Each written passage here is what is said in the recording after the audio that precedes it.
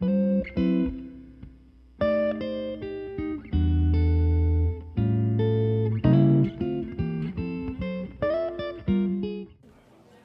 morning and welcome to the University of Illinois Chicago and a conference hosted by the Urban Transportation Center, which is one of the primary research centers in the College of Urban Planning and Public Affairs at UIC.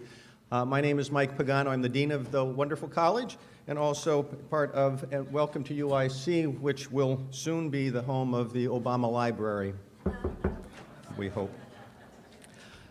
This is an outstanding conference with the right people here to talk about the issues that confront transit not just in the Chicago metro region, but throughout the United States and the world. I think one of the, reading through the report that Enos produced, one of the challenges that we see is certainly a governance challenge.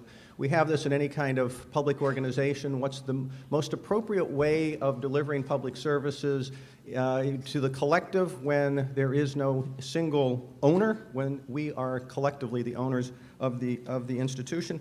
And we particularly learn a lot about the division of power and authority and of service delivery in the Chicago metro area. And as I was reading the report, I was struck by the similarities it had to the founding of the United States. We began as a confederation. All the states were independent. They're still sovereign. They're independent. We live in a society political society that believes in dual sovereignty. It's not just the sovereignty of the United States government, but of the individual states as well. And in 1786, when the Articles of Confederation required a convention in the annual convention in Annapolis, Maryland, you can imagine, it sounds much like what happens here in Chicago. You don't get a quorum, and when you don't have a quorum, you can't pass any legislation. And so in 1786, they said, well, let's come back to Philadelphia in 1787, and let's rethink the Articles of Confederation. Let's make some amendments to the Articles of Confederation. So the United States Constitution came about not because we got together and said we need to have a strong central authority with sovereign states, but because they couldn't convene a quorum in 1786 because all of the states felt that they were completely sovereign and independent. Sounds similar to the service boards here. I think the challenge for the RTA and the challenge for providing adequate, efficient, and effective transit service to the entire Chicago metro region rests in not just how we fund it, which is a whole other question, and we'll have another conference on that, right, Steve? But also on how it is structured. What's the political organization that structures and governs not just the RTA, but transit throughout the entire area. So I am not the expert on this. I am just the person who uses transit every day and tries to figure out why I can't get between point A and B unless I go to point C first. This is what you will be discussing, but I do want to introduce Steve Schlickman. Steve is the executive director of the Urban Transportation Center, where he has held the position since 2010, but as you all know, he's got a lifetime of experience with the Metropolitan Chicago Transit System. He's witnessed all phases of the RTA evolution, beginning when it was part of the regular family conversations when his dear father, who passed just a year ago, who was a suburban state legislator, opposed the initial RTA. Steve led the legislative effort to protect the CTA in the 1983 funding and reform crisis, and finally, together with Chairman Jim Riley, led the 2008 effort to improve the RTA's authority and obtain the $500 million annual financial package. Steve will begin this forum by drawing from that experience and his long experiences, and to share with us a brief history of the evolution of the Chicago's regional transit governance. With that, I introduce Steve Schlickman and welcome all of you to the University of Illinois at Chicago in this warm January day. Thank you.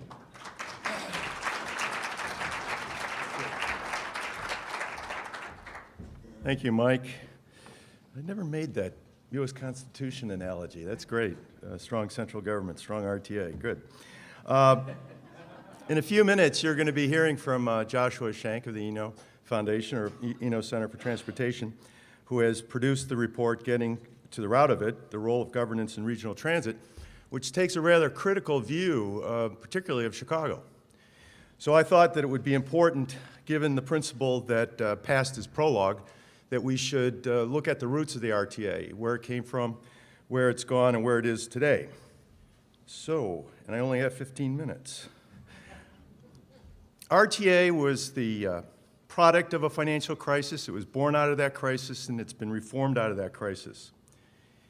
Late in the 1960s and early 1970s, CTA, which was controlled by Chicago and still is, was in serious financial trouble.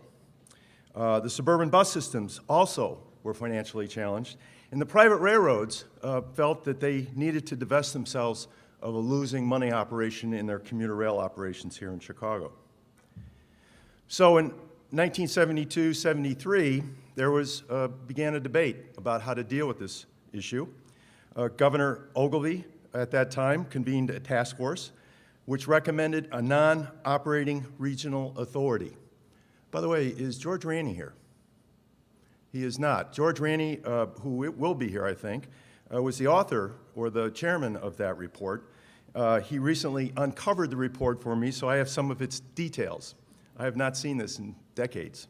Anyway, this regional authority would have control over the coordination of fares, schedules, routes, and modes, marketing and communications, capital investment planning and programming, distributions and administration of operating capital funds, set service standards, research and development for the entire region, provide major project engineering and development, and evaluation of the existing operations. Not surprisingly, there were some other ideas on the table as well. Included was a bill that my father introduced, which was to expand the CTA to the entire region. He felt there should be one transit system, one authority. A suburban area transit agency plus CTA and the commuter rail services, not unlike PACE. And then a much more comprehensive proposal than the expansion of the CTA, which was the Chicago Metropolitan Area Transportation Authority, where you clearly had everybody under one umbrella. Well, this led to a debate in the state legislature and eventually a legislative compromise and a referendum. That referendum barely passed, just a little over 50% of the vote, largely because of the city of Chicago and the inner Cook County suburbs. This RTA was both an oversight agency and an operator. It had a taxing authority of a 5% gas tax, which it imposed, and a parking tax, which it never did impose. It was very political. There's some concern that the authority could tax your driveway.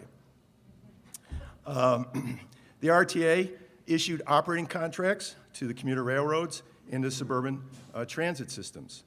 The Chicago Transit Authority was still an independent authority which operated the city rapid transit lines and the bus system for Chicago and the inner suburbs of Cook County. The RTA governing board at that time had 4 City of Chicago representatives, 4 suburban, and they elected a chairman by supermajority vote, which actually went to Chicago, surprisingly. Chicago cut a deal, and the first chairman was considered an official from Chicago, Milton Pekarsky. The suburban perception, therefore, at this time was that Chicago controlled the RTA, and it was meant to save the CTA with suburban tax revenue. From 1974 to 1981 evolved a new financial crisis, despite the new existence of an RTA. CTA cost continued to escalate. There was a shortage of operating funds to cover that cost. There was a differential sales tax in place that replaced the gas tax. This is the 1% in Cook County and 1/4% in the Collier counties, which is a differential structure we still have. There was double-digit inflation nationwide that was affecting the cost of transit. The sales tax revenue lagged legislative, and I want to underscore legislative projections. Even so, the legislature blamed the RTA and CTA for mismanagement. They did nothing to avert doomsday. So at that time, there was massive fare increases and service cuts, and I must say, I think we have still not recovered from that. The deal that occurred in 1983 to resolve this finally was a deal between Mayor Washington and the suburban mayors to create basically the structure we have today. RTA was made into a oversight, planning, and funding agency, and then we had 3 operating agencies, the CTA, Metra Commuter Rail, and Pace Suburban Bus.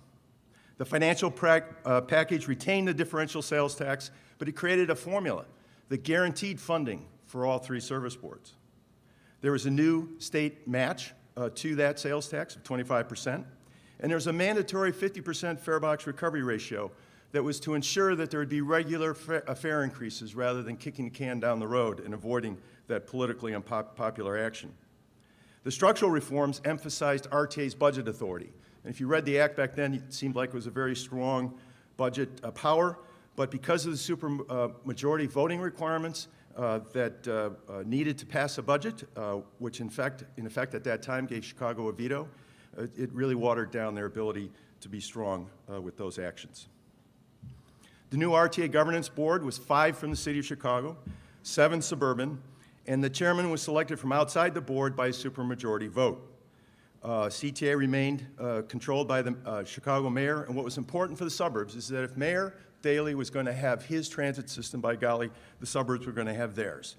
So they got complete control over Metra Commuter Rail and Pace Suburban Bus. So that structure actually worked fairly well from a financial point of view. Of course, so did the economy during that period. But by 2004, we had another emerging crisis.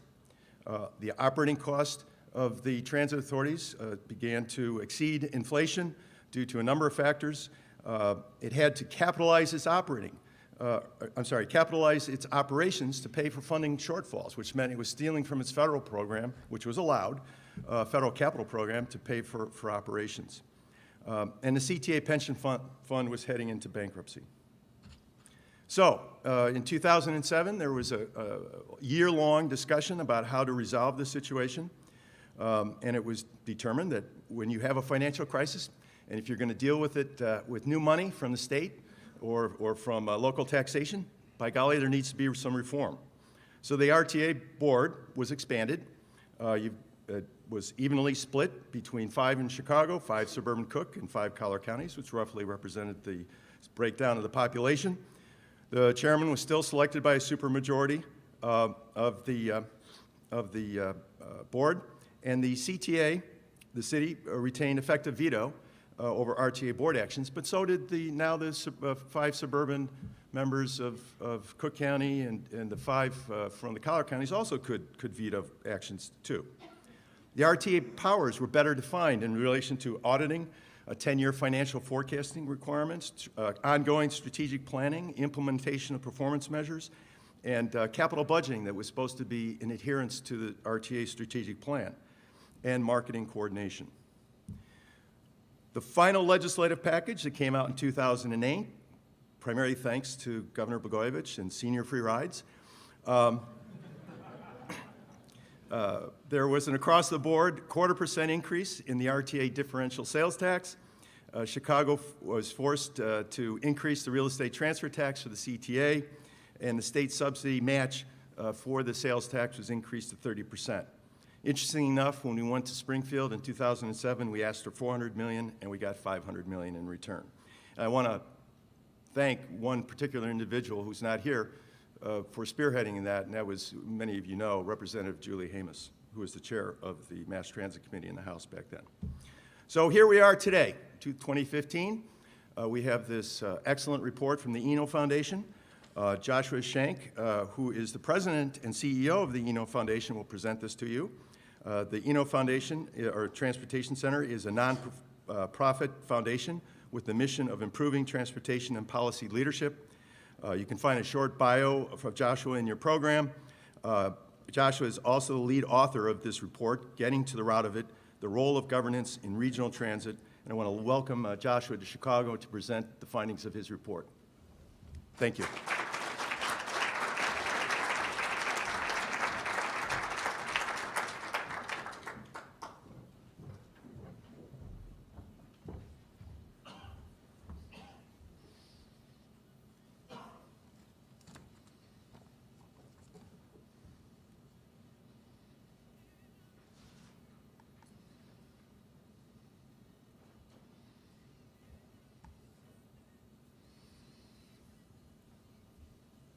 Well, good morning, everyone. Thank you so much for being here. One thing I have to correct right away is the pronunciation of the report, and it's very important to pronounce the name of the report correctly, Steve. I'm sorry to have to correct you on this, but it is getting to the root of it, root. And I know, I know, that's the point. It's a double meaning in that it is the root of a transit bus, or the root as in the root problem and root cause. People make fun of me. People make fun of me because I often say that I'm from a lot of places, and Chicago is one place that I claim to be from sometimes, especially when I'm here. And I don't remember, my accent, I've been told, is much more East Coast than Chicago, but I don't remember route being an issue when I was here. So, at any rate, the Eno Center for Transportation, Steve already mentioned, we're a DC-based transportation policy think tank, and what we try to do is we try to have a national perspective on big transportation policy issues.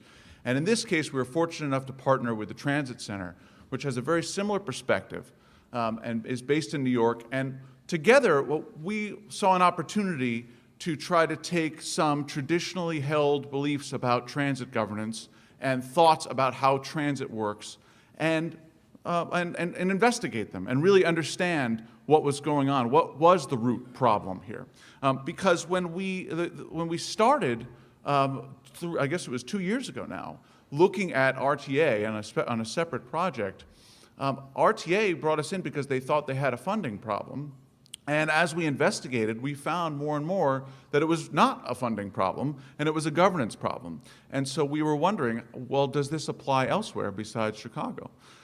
So today I'll talk about Chicago, but I'm also going to talk about a lot of other places around the country and their governance structures, because they're very informative when we think about how we want to structure transit within metropolitan regions. I will note that there are copies of the report are available outside. There are limited hard copies, but there are many copies available for download, infinite number, on Eno Center website, which is enotrans.org. So here's the structure of the presentation. I'll talk a little bit more about the inspiration for this project. We'll go over the methodology that we used. We'll talk specifically about Chicago because I know that that's of interest to this crowd, and some lessons learned from our overview of transit around the country. So let's talk a little bit about Chicago. This is a chart that I liberally stole from people in this room. And this chart indicates the challenges in Chicago with governance of transit. And I think Steve already went over what it's like and why those challenges exist. But I think that the point that I wanted to make is that the inspiration for this entire report was the great city of Chicago, because we were working with RTA on a separate project, looking at their funding problem and the formula distribution and trying to help them. And we kept coming back to the fact that the way the structure was set up in the first place made it almost impossible to resolve the funding issue. Steve's presentation kind of highlights the number of attempts at reform over the last 30 years. And I think it's fair to say that if you've been trying to reform something for 30 years, and you still haven't found the right structure, you probably need to start from blank slate and think, okay, well, what would the structure be if ideally I was starting from scratch, and try to aim for that.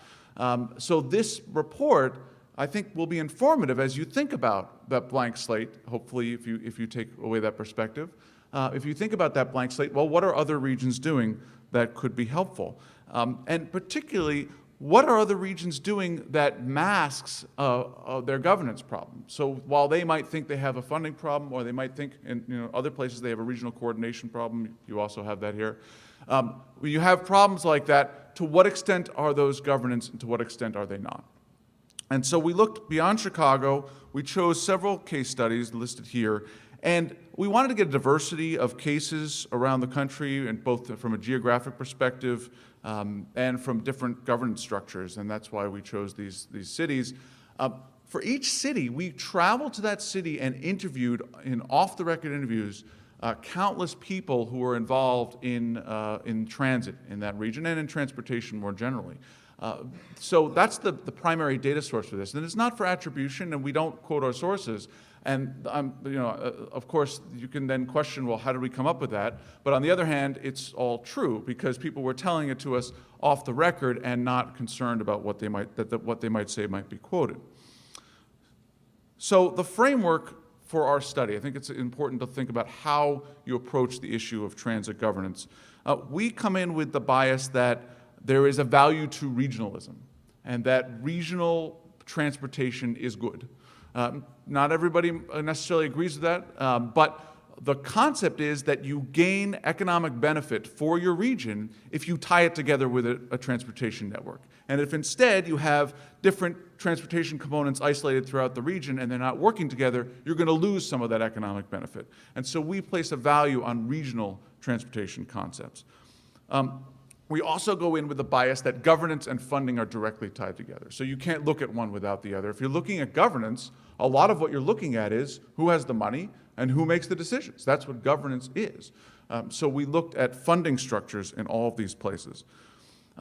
Another bias is that we take a customer orientation in looking at this study. So in many times when you look at transit, people take the perspective of the transit provider or transit agency, and we wanted not do that. We weren't going in and looking and say, well, what's best for CTA or what's best for RTA? It's what's best for customers in the transit service region. That was our approach. So let's talk a little bit about the findings from Chicago, and then I'll go on to some of the lessons learned. I don't think any of these will surprise you based on, many of you have been working on this for a long time, and I think you're all familiar with many of the problems in Chicago, but we basically had three conclusions about Chicago. One, you have to choose, as Steve was saying, between independence or consolidation. You cannot have both. And Chicago has tried to have it both ways for a very long time. And as long as you continue to try to have it both ways, you're probably not going to solve your governance problem. You're probably not going to solve your funding problem. Because what you've devised is a structure that is just weak enough to not have an impact on actual regional planning or provide the value necessary for connectivity for a regional system, but just strong enough to annoy the service boards and the transit providers and create disruptions. And so that level of strength is not helpful. And so you can either say, well, we're going to get rid of all the service boards and have a regional authority, as Steve mentioned has been proposed in the past, or you can say we're going to have independent systems operating independently and find another way of funding them, because trying to do it in this hybrid manner not only isn't working, but no one else is doing it this way. And no one else is doing it this way for a reason, because no one would choose to put this structure together unless there were some political forces pushing it this way, which was obviously what happened here. Number two finding from our work is that state involvement can be a positive, and lack of state involvement can be short-sighted. Now, I know there's a lot of hesitance about getting the state more involved in public transit in the Chicago region, and obviously you have a big divide between upstate and downstate, and those things are all true. But what we found in looking at other regions, and as well as in Chicago, is that when the state is not invested, and by invested I mean funding, and by invested I mean some level of authority, when the state is not invested, it is harder to have good regional coordination, both of service and of funding, and making wise investment decisions across the region, because the state has the advantage of being a somewhat neutral party in that regard. They are focused on what's good for the state, not what's good necessarily for one specific part of the region. Now, it's not perfect, and state involvement brings other hassles, but it can be a positive influence under the right circumstances, and the lack of state involvement in the Chicago metropolitan region, given the tremendous economic importance of the region to the state, is a serious problem for transit and for the economy. And then third, it's not enough to control the money. I started off by saying that funding and governance are very strongly related, and they are, but just having the purse strings doesn't actually do you any good if you have no ability to enforce anything with those purse strings. And that's the problem that you've created here in Chicago, is that while RTA theoretically holds the purse strings, they can't actually use them. And they can't use them to influence investment decisions in a regional manner There are very limited funds that they are able to use in that way, but mostly the service boards are going to veto any opportunity you might have to try to say we're going to make regionally focused investments that make you guys work together. Anytime RTA tries to do that, they're likely to get shut down. So, hopefully I've provoked you enough on Chicago, and we can talk a little bit more about the rest of the studies, and we'll come back and discuss Chicago in the next panel.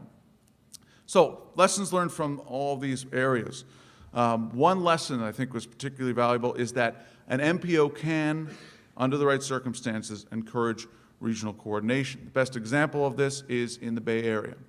In the Bay Area, it was a very interesting conversation. We came in, we sat down with people in the Bay Area, and we said, we're doing a report on transit governance, and we want to talk to you about what you guys are doing. And their response was, well, don't do it our way. It's terrible, it's horrible, don't do it. And then by the end of the conversation, they had changed their minds and said, you know what, we're actually not that bad, because they realized, as they really talked through it, that even though they have 26 different transit operators in the region, which is really crazy, and even though there is almost no state coordination and no state funding for transit, they happen to have an MPO that has managed to have a strong influence on regional planning and regional transit investment. And the way they've done that is they've got, the MPO is, all the funds are run through the MPO, and the MPO has its own funding source, which we'll get to later.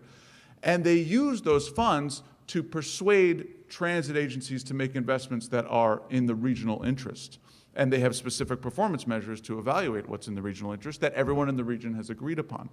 And so this is a very effective model that, even though it's incredibly messy because you've got 26 agencies being corralled by an MPO, has some effectiveness. For example, there have been projects that have been proposed in the region that have very strong political support that the MPO, MTC, was able to shut down or delay because they seemed, based on the performance metrics, to not be economically viable for the region, not to make sense, not be a good, wise use of limited regional investment funds. That's a real value that a regional coordinator can provide. So, a next lesson learned. Access to an independent source of funding can benefit transit planning and operations. So this is, I already made reference to this in the case of the Bay Area, but it's not just the Bay Area that has this benefit, it's also the New York region. And in both of these places, you've got tolled bridges and tunnels, in the case of New York, that are helping to fund the transit service. And this provides a tremendous benefit when it comes to making wise investments and making better investments. Because in both cases, you've got a very sustainable source of revenue that's coming from transportation that is being used in part to help people who are providing that revenue. Because if you're investing in transit, that's helping people driving on the Triborough Bridge or on the Bay Bridge. So there is a logic to it that works. And in fact, when we were here, we did talk to the Illinois State Highway Toll Authority, and we talked to them about the regional coordination issues and transportation, and we were actually very impressed with their perspective on those issues. And one idea to consider is whether they might be part of any larger regional transit transportation agency that you create here, because having that funding source cleans up a lot of issues and makes it a lot easier to talk about transportation investment rather than just focus on transit investment. One of the reasons that downstate doesn't really care that much about transit in Chicago is because they don't see the value of transit necessarily, but they see greater value in transportation. And so the extent you can become multimodal and have multimodal funding sources, that can improve things. So we talked about this a little bit already, but let's talk again about state involvement. State involvement with appropriate accountability for outcomes can provide some benefits for transit. And this is, we're being careful here and cautious with this recommendation because state involvement is not a panacea and in fact can be dangerous and can be problematic. And we'll talk about that a little bit in New York. But it also can provide benefits for transit, and when you don't have it, you can have real problems. So an example is Texas. Texas is in the Dallas-Fort Worth region is a region, like all major regions in Texas, that has transit that is completely independent of any state funding. And in fact, the state limits how much money localities can raise for public transit. So it does more than not help. It actually hinders transit investment in the state. An interesting part of this story is that you may know Arlington, Texas, with the location of the MPO for this region, largest city in the country without public transportation. That's the type of region we're talking about. And you can't fix it by building. What they've been doing in Arlington, in the Dallas-Fort Worth region, is building out their rail system and building out substantially. But unfortunately, there are not very many people riding it. And the reason no one's riding it has to do with, first of all, they are not building out their transit system that people are riding, which is their bus system. That's being mostly ignored. In fact, no one we talked to there really even mentioned the bus system, which happens to carry a lot of people.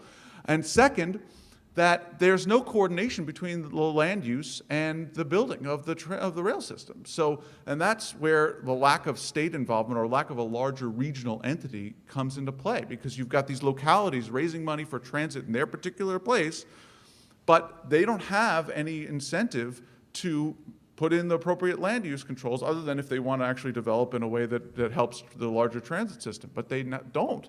And instead, they are building rail lines that run through incredibly auto-oriented places that are always going to be auto-oriented and therefore are not going to carry passengers. And so you might question the value of such investments. Lesson learned. Regions need a performance-based capital planning system. I mentioned this already in the Bay Area, that they have something like this. But let's talk a little bit about New York and how they have not accomplished this. New York does have a strong regional entity, right? It's the MTA.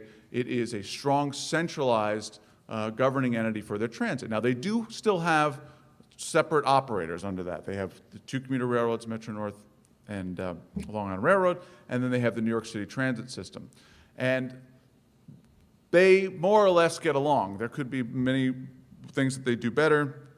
We talked a lot about that when we presented this in New York. I'm not going to get into those details, but I think the larger point here is that when you have this one strong regional entity, you still need to make good wise investment decisions about where you're putting capital.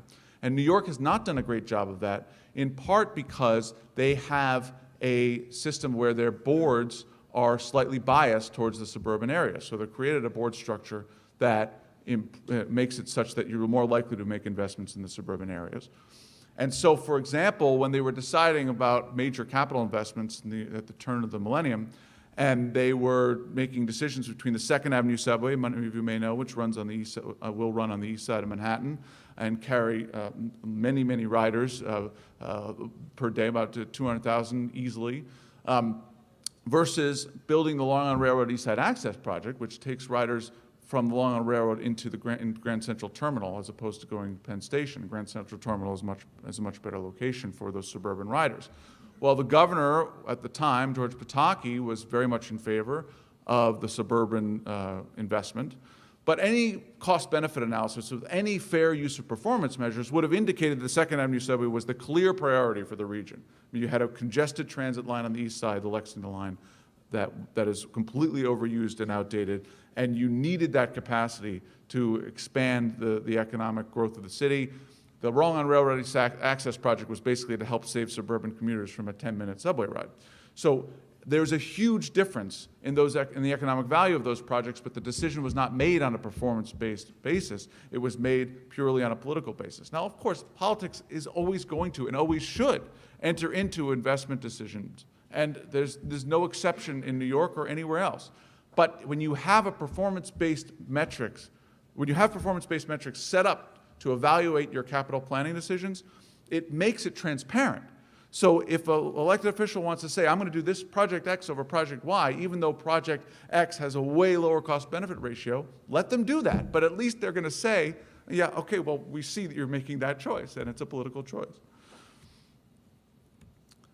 So finally, board representation and selection is critical. So I talked about this a little bit for New York, but it is particularly interesting in the case of the Minneapolis-St. Paul region.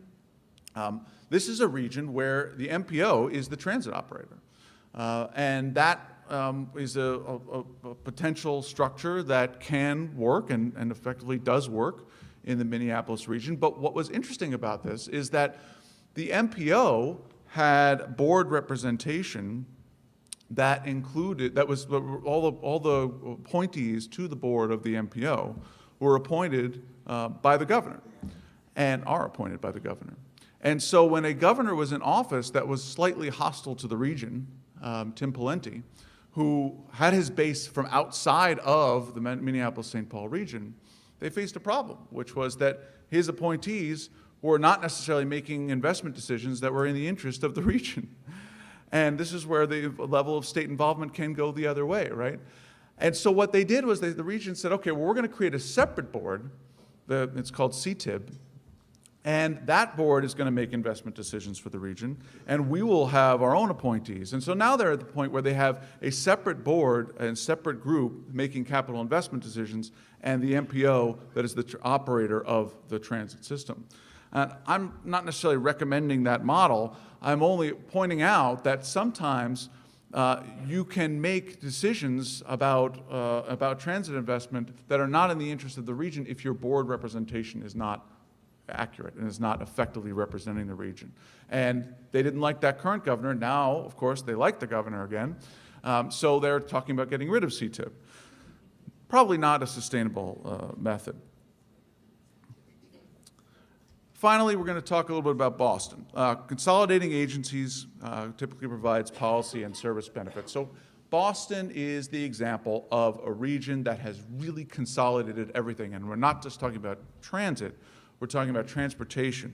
In Boston, everything is under the auspices of the Massachusetts Department of Transportation, including the Massachusetts Bay Transit Authority, which is the transit operator for the Boston region. Now, Boston is in Massachusetts, and Massachusetts is unique in a number of ways. And so I'm not claiming that this model can be used everywhere. One of the key ways that it's unique is that Boston is so much bigger than the rest of the state in terms of population. The state is very small. So while they do have the western-eastern state divide, like you have upstate, downstate, it is nothing like the divide here or in New York, upstate, downstate. So the western part of the state is so small that they can easily be bought off. So all you have to do is say, all right, here's some money for highways, and they'll let you do whatever you want in the Boston part of the region, the Boston part of the state, and that's exactly what's happened. And the amazing thing is that I wonder how much of this has to do with the fact that the state capital is in Boston. Also may play a role. Legislators are there. They are using the system. They are part of the regional transportation. They're invested in it. So I want to qualify everything that I'm about to say about Boston, but I do want to point out that there is a value in having this level of consolidation because the transportation agency, the state highway agency, and the transit agency are all under one roof. They're all talking to each other. They're all in the same boat. They're trying to figure out regional issues together. Now, that doesn't mean that there aren't any problems in Boston. I mean, one of the major problems we identified is that while the MBTA region is functioning relatively effectively, the localities are not really paying their fair share in order for what they're getting out of the service. So the state is shouldering more of a burden than it really should, given what the level of service is providing. So many of the localities throughout the region recognize they're getting a free ride, and that's part of the reason that they don't really cause many problems when it comes to transit service or transit investment decisions, because they're getting a great deal from the state. But they're also not necessarily as invested as they should be in transit in the region. But even in Boston, we've seen that their gubernatorial priorities can override state or regional priorities. And that's weird. Why gubernatorial priorities override state priorities? Well, in this case, the governor, just like in New York, selected as his top priority, and this is the past governor, as his top priority a suburban commuter line as being number one. Meanwhile, in Cambridge, they have so much demand for bus service that they actually offered to pay for their own buses out of their own pocket from the city of Cambridge, and MBTA said, no, you can't do that. So those are just kind of illustrative of the challenges that even under this system, which we kind of see real value in, you can have misshapen priorities with respect to the regional transit investment. So with that, I'm going to conclude. I encourage all of you to read the very lengthy but hopefully interesting report that's on our website. And I am very thankful to both UIC for hosting this event and especially to Transit Center for not only funding this work, but participating very actively in the research and writing for this project. So thank you very much for having me here today. During both of our panel discussions, members of the audience are welcome to submit written questions to the panelists. In the interest of time, these questions will be consolidated and handed to the moderator. They will probably not be read verbatim as you submitted them. You should all have a question form in front of your seat or on the table. Ed Burry, Ed, will you raise your hand right there over here on the left, your right? We'll be picking up questions during each panel. Ed has already waved to you, so I won't read that next remark. Now I will introduce the panel leader, Ron Burke. Ron Burke, the Executive Director of the Active Transportation Alliance, will be moderating our panel of transit experts. Ron has 25 years of experience working on environmental, public health, and transportation issues.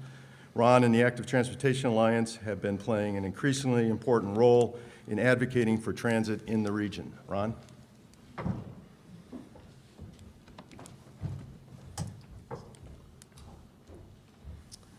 Good morning, everyone. I would like to start by thanking our panel of transit experts for being here this morning. Each of them is going to have roughly 5 to 8 minutes to make an introductory statement in response to Joshua's report and to give their answers to the questions. One caveat, Joshua and Steve, you don't get the introductory statement. You are not making that introductory statement, but our other panelists will. And they're going to really try to respond to Joshua's report and address the question, will a change in governance really improve Chicago's transit? Following these statements, as Steve mentioned, I'll lead a Q&A session, including questions that you can submit, and please do pass those forward. Our panelists today include Mary Sue Barrett. Mary Sue has been the president of the Metropolitan Planning Council since 1996.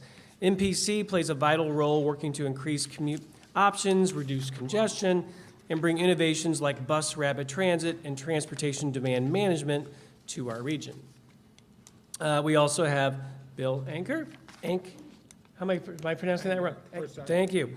Bill is a national transportation consultant who has held prominent positions throughout the country, including serving as the Secretary of Transportation in Louisiana and leading the Department of Transportation in Rhode Island. He has participated in every federal transportation authorization since 1981 and has consulted locally with both the RTA and the Northeastern Illinois Public Transit Task Force.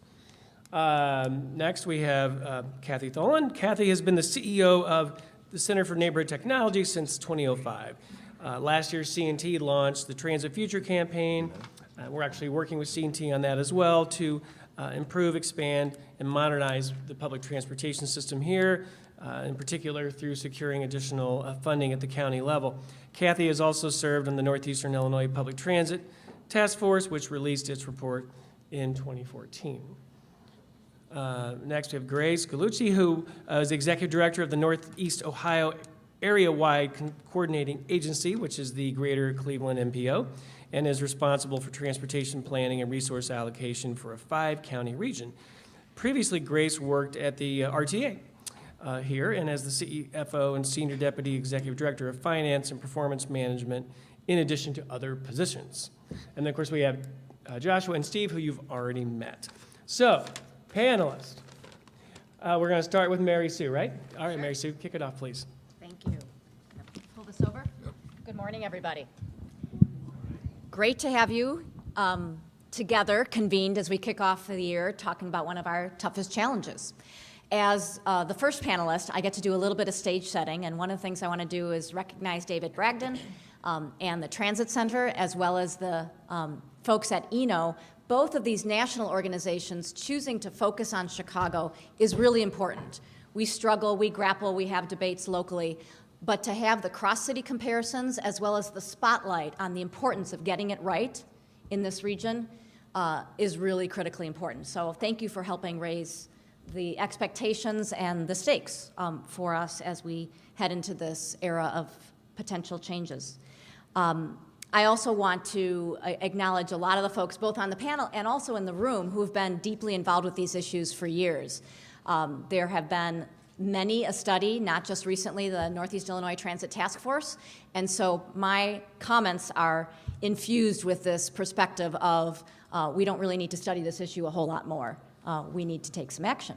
And we probably don't have the luxury of starting from scratch, unfortunately. While that recommendation from Joshua is appealing, it's very difficult to execute while you're operating systems. So I'm going to bring some nuance to my comments, and it is informed with a perspective of the Metropolitan Planning Council working on these issues for many years. We have board members who served on the Regional Transit Governance Committee Task Force along with Kathy, and spent a lot of staff time. People like Yona Freemark are in the audience, and Peter Scozzi, my colleagues who spent a lot of time crunching numbers and doing some data analysis. That was part of our contribution to those discussions. We also worked with another report that I would call your attention to. The Organization for Economic Cooperation and Development, or OECD, put out a report that looked at transportation decision-making in the tri-state region. It was a bit of a follow-on to the Illinois, Indiana, Wisconsin tri-state region report. And they documented some more important anecdotes, whether it be PACE and CTA bus lines on Irving Park Road, both stopping at the city limits, or Central Business District metro stations not being adjacent to any other form of rail transit delivered by the CTA. You know, we just have to remind ourselves of these things that don't work for people who are trying to use the system, to remind ourselves about what our challenge is.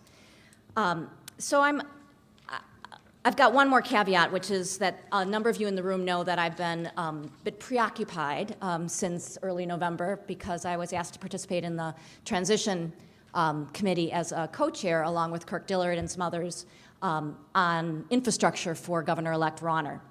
So that was a big, intensive undertaking, and of course, the transition recommendations are not yet released, but will be, I'm sure, very soon.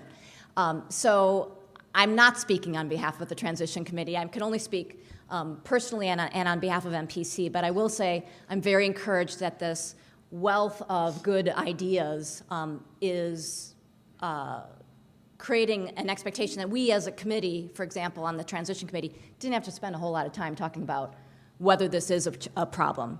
It was accepted as a problem, as a dysfunction, as an inefficiency, and it's something that's holding back this world-class region. So one of the things that Joshua's work made me reflect on was the chicken and egg problem. And I honestly continue to struggle with this. On the one hand, I hear the reflections about Boston with strong state control, and the Bay Area with a whole bunch of layers of operating systems, and see that a variety of different structures can work with the right leadership and the right commitment and a unified agenda. So I don't subscribe to the theory that governance is the first. Our objective, after all, is, let's remind ourselves, our objective is not to design a good transit governance system. Our objective is to deliver quality transit service. And CMAP's goal, Go to 2040, is audacious. It's doubling transit ridership by 2040. We are so far short of that. We would have to add 21 million new annual rides a year, and right now we are doing 12 million annual additional rides. So, you know, it's almost doubling, obviously, to get to the doubling ridership and the pace of growth that we have seen. So we have to do a lot of things differently to get to that outcome we want, which is not just increased ridership for the benefit of all, but improved options for people. So as we've given input into the various task forces and deliberations, our recommendations from MPC, or our input, have fallen into three categories. And governance is one of them. It's important, but I don't want to talk about that in isolation from the funding discussion and the land use discussion. As the Northeastern Illinois Task Force did, and the ENO report right up front in the executive summary, in fact, paragraph 1 calls out that the dysfunction of of these systems, in which Chicago, of course, is a poster child for, has contributed to chronic underfunding. So I've probably fallen into that trap before of saying, hey, any governance system could work. If we had enough money, we could really make the system work. And Joshua has very thoughtfully prompted us to revisit that, to say it is not just that funding will smooth over all bumps in the road of your antiquated governance or formulas or project prioritization. It actually is the fact that our governance process causes people to have a lack of faith in the system being able to deliver good results, efficient results, and so they must go together. It's not funding first, governance first, they must go together. I also feel from the Metropolitan Planning Council's perspective that one of the unique contributions I can make to today's conversation is to say that if we get the governance right, and we are a strong proponent of strengthened RTA, and giving it expanded more powers, and of course, increasing dedicated funding, like the broadening of the sales tax that Governor-elect Rauner talked about during the campaign.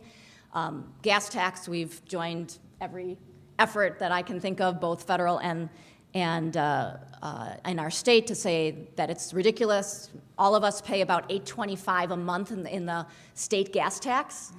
And if you tell people that and tell people what they might get if we doubled that, I think most people would think reasonably about, I kind of thought I paid a lot more than $8.25 a month to the state in the gas tax. We don't have any idea about what funds what. So the land use perspective is often crowded out by the very important governance and funding discussions. And I'll just point out that we have, on those indicators, also fallen behind our competitor cities. Most other global cities and U.S. cities have seen increases in capital support, far outpacing Chicago's, in ridership, far outpacing Chicago's, and in development near transit. So it is disturbing to me that the system that we have all invested in over time, over many, many, many decades, is not being utilized to its full extent. Over the last 60 census, since 1950, there's only been one where the city of Chicago, where the transit network is concentrated, has seen population growth. So if we're going to see a doubling in transit ridership, we obviously have to see an increase in population and jobs located in urbanized inner suburb and city areas. And that's a recipe for growth to support all the needs of all the state of Illinois. So I think we have to have a conversation about encouraging development to cluster more near transit. And there's a whole host of things that I'd be happy to talk about more in the Q&A about governance and funding and land use all needing to go together. Thank you. All right. Thank you, Mary Sue. Bill? Thank you all for inviting me. Each time I've come to Chicago to deal with the transit, the first time was for the state auditor's review of, and then with the RTA, and then being asked to help staff the task force. Each time I go through, I say, well, this is probably the last time I'll ever get invited back to Chicago. Fortunately, those prognostications have not borne out.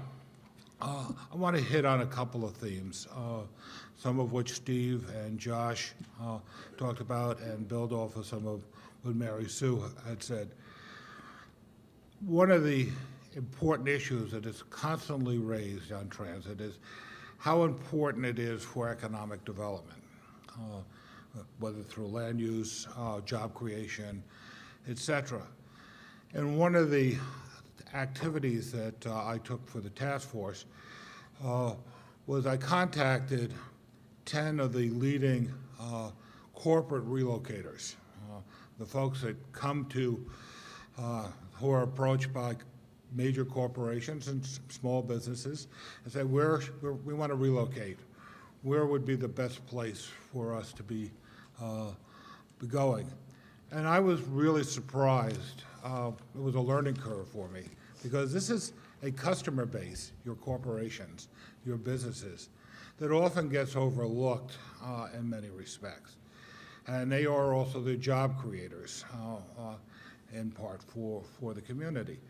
So, in talking to them, and they all wanted to be off the record, they definitely did not want their names associated with things. And I'm not saying that this was a scientific survey, but all 10 of them had a very similar tone. First, transportation is, unless the company is a transportation-oriented business, transportation is not the number one set of issues when they're doing their first cuts. Right? When all of the other elements, educated workforce, next to the market that they need to be at, and other factors, when that is completed and they get a short list, that's when transportation becomes an issue.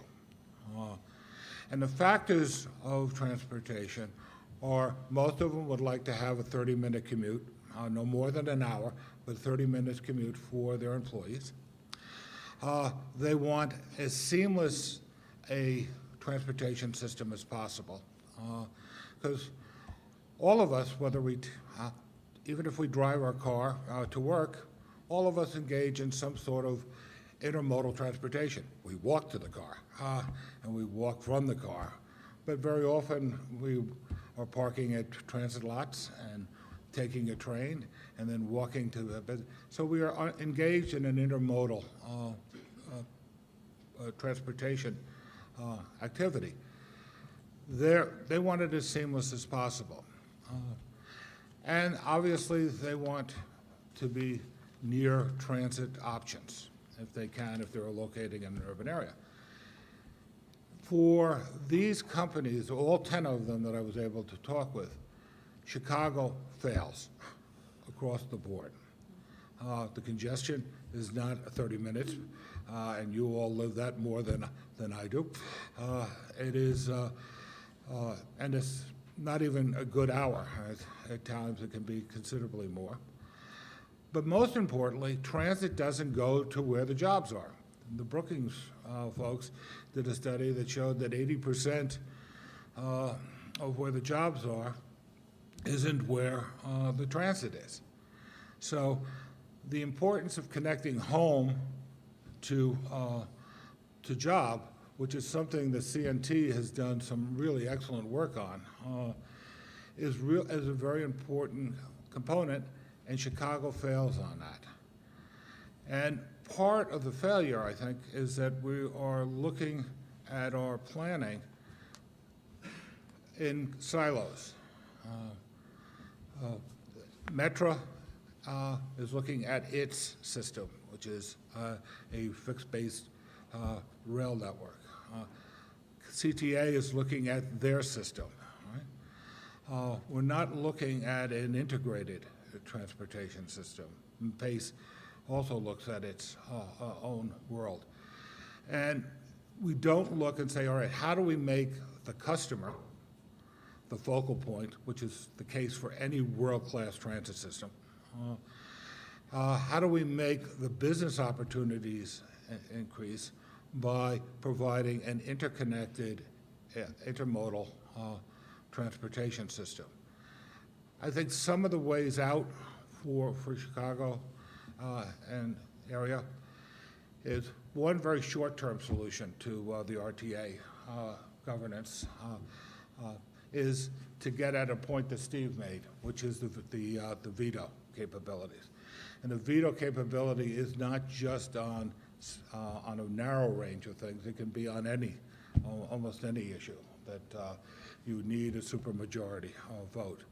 I think if that could be decreased, there may be some ways for RTA to actually be able to undertake needed kinds of decisions that they have.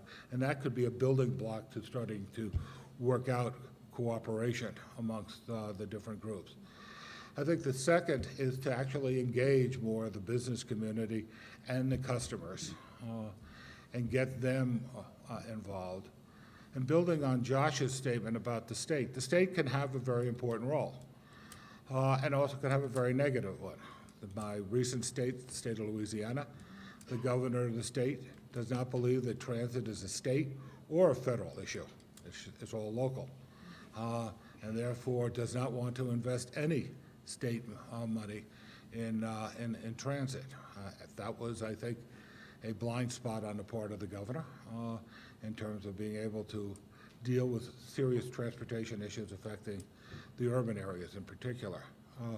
On the other hand, the states of New Jersey has made a very conscious effort to make those kinds of investments, and the state is a major player in that. And the state has a veto over the minutes of NJ Transit because it is part of the public sector, and the chairman of the NJ Transit Board is the Commissioner of Transportation. That also has other values, and I think you saw this with the former Secretary of Transportation here in IDOT, which is an interest in seeing how we can take existing highway assets and build transit opportunities like the hardening of the shoulders, looking at things like the tollway and being able to see if there are revenues that could be shared. With the state more actively involved, I think you get a better chance of a transportation system and not just a transit system. And finally, for the state involvement, and obviously I'm biased having basically been on the state side, is if the state is being looked at to provide, as it is, considerable amount of capital funding, right, then why should the state not be engaged in making the decisions and performance and outcomes for their money? And in Chicago, as in this and in many other ways, is kind of unique. The governor has some say on the board members, has board members, and some say on the board members for the CTA, but not for RTA, not for Metra, not for PACE. Well, why? If it's good enough for CTA, why isn't it good enough for the others? Or if it isn't good enough, why are we doing it with the CTA? Why do these half measures as we're going? Hey, Bill, can I ask you to wrap it up, sir? Sure. Thank you, and I look forward to any questions. All right, thanks. Kathy, moving on to you, if you could maybe keep it about 5 minutes. We're getting a little behind schedule. So again, the question is, will a change in governance really improve Chicago Regional Transit? Kathy with C&T brings a nice, unique local perspective. Well, it'll help me to say just 5 minutes that that we're in remarkable agreement across this panel about what some of the key issues are. And from a C&T perspective, and I think from all of our perspectives, mobility and transportation is what makes a city work. And having a sustainable and vibrant and extensive and affordable transportation system is crucial. So that's the perspective that I'll answer this question about governance. And I want to say just quickly that we've been talking about the Transit Task Force. About 15 months ago, this task force was named by the governor in response in specifically to scandals, not in response to planning particularly, but the charge given to this task force was to say, how do we create world-class transit in the Northern Illinois region? And that's the charge that the task force took on. And I think it is important to note that when we did that, we said there were 4 interrelated and critical pieces, and they were system performance, funding, ethics and good government, and governance structure. And it's important to say that what the task force said was you can't do one of these. You can't pull one out and say we can do this and it'll fix things. We have to have an integrated system that has all of them. And I should give I don't think George is here, but George Ranney called out for his work in the 70s on transit. was also the chair, co-chair of that task force, and did a fabulous job. And Ashish Sen is here. He chaired the governance committee, so he should be answering some of these questions too when we get to them. But I chaired the system performance committee, and I want to talk just a little bit about how I think that the work that we did fits in here. And I also want to say I really appreciate that the Eno report is very consistent with this notion that the performance measures, the funding, the governance all have to be aligned in such a way that it makes the system work. I did note one of the quotes in that report says, if regions attempt to solve problems such as service and funding without resolving governance issues, they may be fighting a losing battle. I just want to take for a minute the flip side of that, which is if resolving governance is not in the context of creating a clear strategic mission and a funding plan for transit, we will be fighting a losing battle in focusing just on governance. And I think, I guess my main point is that one of our clear findings with the Transit Task Force is we do not have a clearly defined mission for transit in the region, how it's going to impact those goals around economic vitality, around affordability, around economic development, which Mary Sue talked about some of them. We don't have clear performance measures and well, we don't have a overall strategic mission for how transit's going to impact our economy and benefit the economy, and therefore we don't have clear performance goals that will help us know if we're going to get there. And that's why we think that you have the situation where, in fact, if you measure us on how efficiently we use every dollar we get to create actual transit and miles traveled, we do a fairly good job. But as Mary Sue said, on everything else, we don't do very well compared to our peers. Our ridership's not growing. We're not developing a near transit. We're not creating the growth in the region. We're not investing in new service. We're not investing in new in expansion. We aren't focused on how to make transportation more affordable, to get people to jobs, any of those things. How do we connect? So I submit that actually this is the first problem, and that if we simply focus on the question of how to arrange the governance structure without knowing what it is that we want the transit system to do, we aren't going to get where we need to go. And I would also say, and I think we probably all understand this as well, that increasingly, it's always been the case, but increasingly, the transit system can't develop those performance standards, those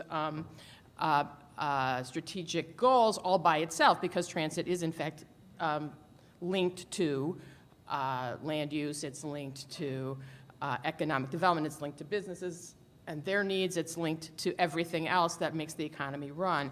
And therefore, we need to have a framework in which not just the transit agencies are determining what that strategic vision looks like.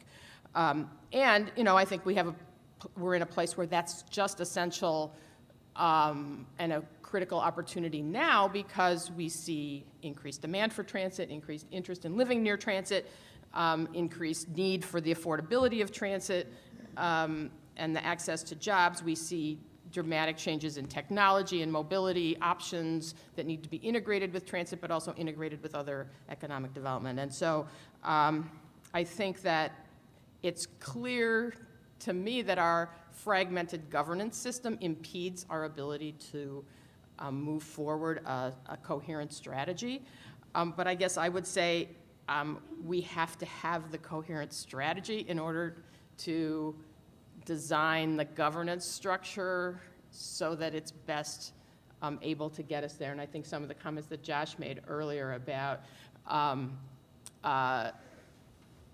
whether, even in places where there are performance measures and metrics, whether the structure of the governance system itself enabled you to act according to them, or tended to impede it based on who was represented, how they were represented, who named them. Those kinds of things are not inconsequential and need to be linked to the the overall strategies and goals. I would also note that in the vein of it's really important for those goals to be not simply about transit itself. The examples of the MTC in San Francisco are a great example of an agency that has taken a broader look at what does transit need to do for the region. So for example, they have a goal, and we're particularly proud of this because of the combined housing and transportation cost work that C&T has done over the years, but they have a goal of reducing the combined housing and transportation cost of living by 10% in the region between 2005 and 2035. Now, and that goal is factoring into how they prioritize and allocate resources and measure performance in a way that says, okay, it's not just about, you know, the system, but what's the system doing for people and how is it creating economic benefit. So I guess that's my main point. You know, we can get, I think we could get major benefits out of changing the governance structure to better align us, but not if we don't start with a clear vision and strategy for how we want transit to serve the economic vitality of the region. Thank you, Kathy. Moving on to Grace, who brings a unique perspective, having worked at RTA and now at an MPO in Cleveland. Good morning, thank you. First, I'd like to thank the Eno Foundation, Transit Center, and UIC for hosting this very important forum and for inviting me to participate. The report is an excellent resource for not only Chicago, but for any region that is grappling with transit issues, which they all are in today's world. But one thing stood clear: Chicago transit is not unique. More specifically, the challenges that our region, excuse me, I keep saying I'll probably keep making that mistake throughout the presentation, facing Chicago are not unique. And quite frankly, even the solutions that we devise will not be unique.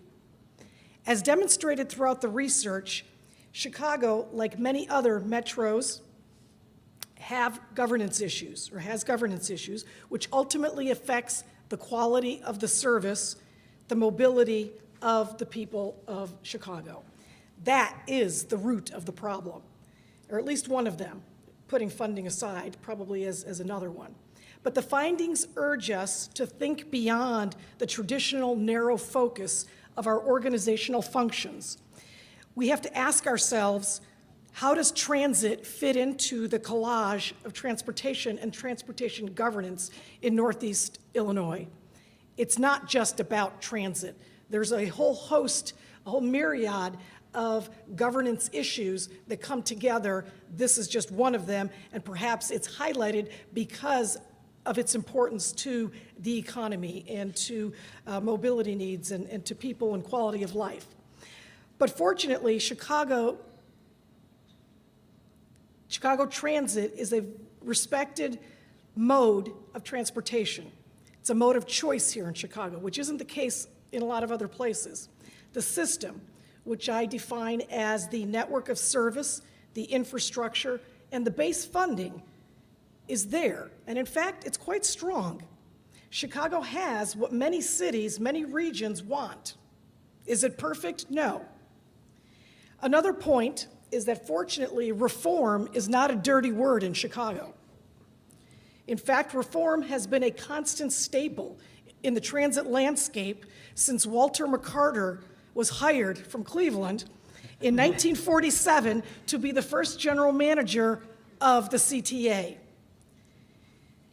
After many of the private providers were consolidated because they could not financially sustain themselves. Another familiarity, repeat. All the way through the current, or most current legislative efforts in 2008 that Steve spoke to. And I can speak firsthand to some of those reform attempts because I was brought here from Cleveland, coincidentally, to implement those reforms, working with Chairman Jim Riley, Executive Director Steve Schlickman, the entire RTA board, as well as the board and the staff of the CTA, Metra, and PACE. We made progress. We made some progress. Much of the kinds of things that are referred to in the report, Chicago has begun and is even ahead of the curve of many other regions. We did honor the spirit, if not necessarily the letter of the law. And yes, that meant there was actually collaboration. There was cooperation and coordination amongst the 4 agencies. However, because of the governance structure, which was very challenging, all 4 agencies had to agree to everything. Was that easy? No. Sometimes I felt like I was Henry Kissinger, and I see some of my co-conspirators out there from the service boards and the RTA, and I'm sure they would concur. And in fact, they would probably say, we all felt like Henry Kissinger at times. Now, did our accomplishments solve the problems? No. We did develop performance metrics. We were able to develop an asset condition assessment and a tool to go along with it to prioritize capital projects. We used the performance metrics to facilitate or assist our budgeting process. And yes, we even came up with an alternate form of distributing discretionary funds based on performance metrics. And I did share that with Bill, I know, when he was doing his work. So we didn't accomplish everything, but we did accomplish some things, and it was important work because it was part of that steady drumbeat of reform that is prevalent here in Chicago. The question now then, as highlighted in the report, how do we continue to evolve to better serve the mobility needs of the region's people? Because that is what it's all about. That leads us to another question. What is the holy grail of transit reform in Chicago? Is that defined yet? Yes, it's governance. Yes, it's funding. Yes, there's lots of things. But more specifically, as Kathy stated, we have to have a very strategic vision or region to put forth. What I will say as an outsider and insider is Chicago is fortunate in many, many ways. One is that it respects regionalism. Sometimes it might not be able to see that, you may not be able to see that being in the middle of it, but regionalism is in Chicago's blood. It's how Chicago became a great city and a great region and is a world-class place to live as well as work. Now it's just a matter of optimizing it. How do we take what we already have, because we can't, as Mary Sue said, we can't just start over again. How do we take that and optimize it to further improve the transit system? All right. Thank you, panelists. And we have Steve and Joshua on the panel as well to answer some questions, and appreciate those of you who have passed up your questions already. Keep them coming. We have until 11 to field these questions and get answers from our panelists. And I'll ask the panelists to try to keep your answers relatively short so we can give everyone a chance, we can get through as many questions as possible, right? I'm going to just start off with the question that probably brings a lot of this to a head. I'm just going to go right for it. Here we go.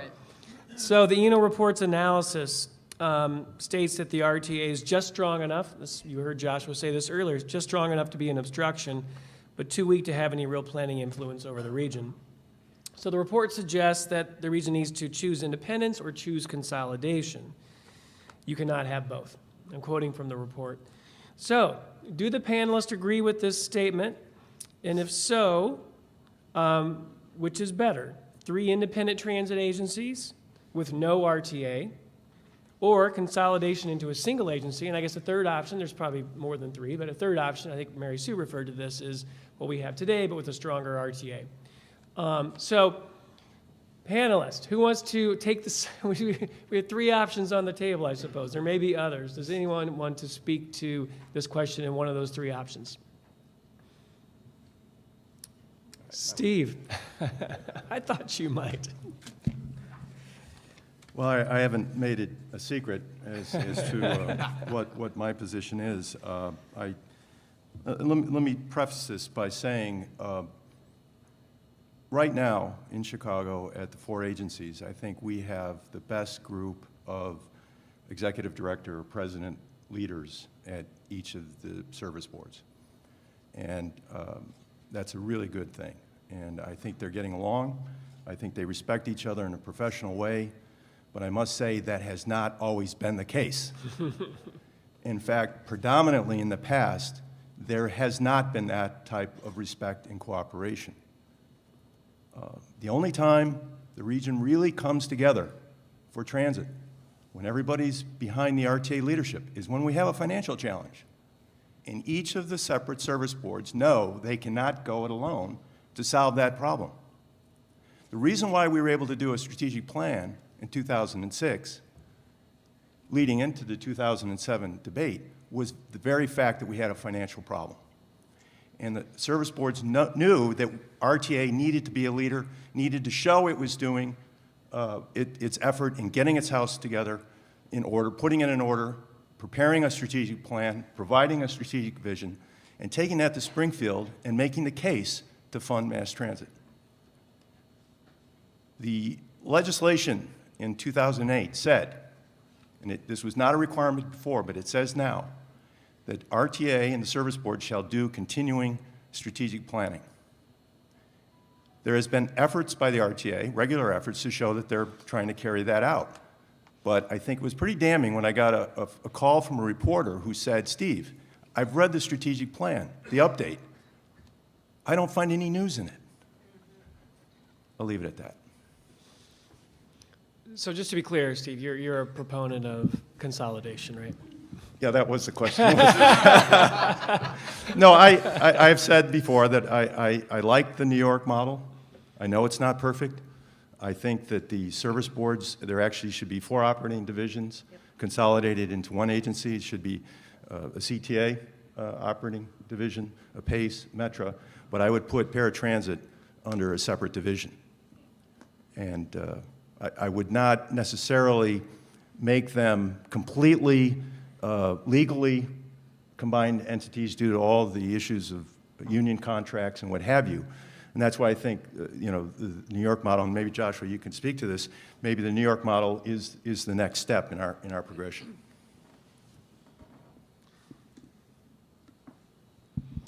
Yeah, I think the New York model offers many lessons. I think the one caution that everyone should note about the New York model in looking at the report is that there is, and they're going through it right now, the problem is that the governor is happy to blame the MTA for problems in New York, despite the fact that the governor effectively controls the MTA. So there's not accountability on the part of the governor for the agency that he actually controls. And that's a real problem. Right now they're going through a capital budget battle, and in the press it appears as if Governor Cuomo is opposing the MTA's budget request.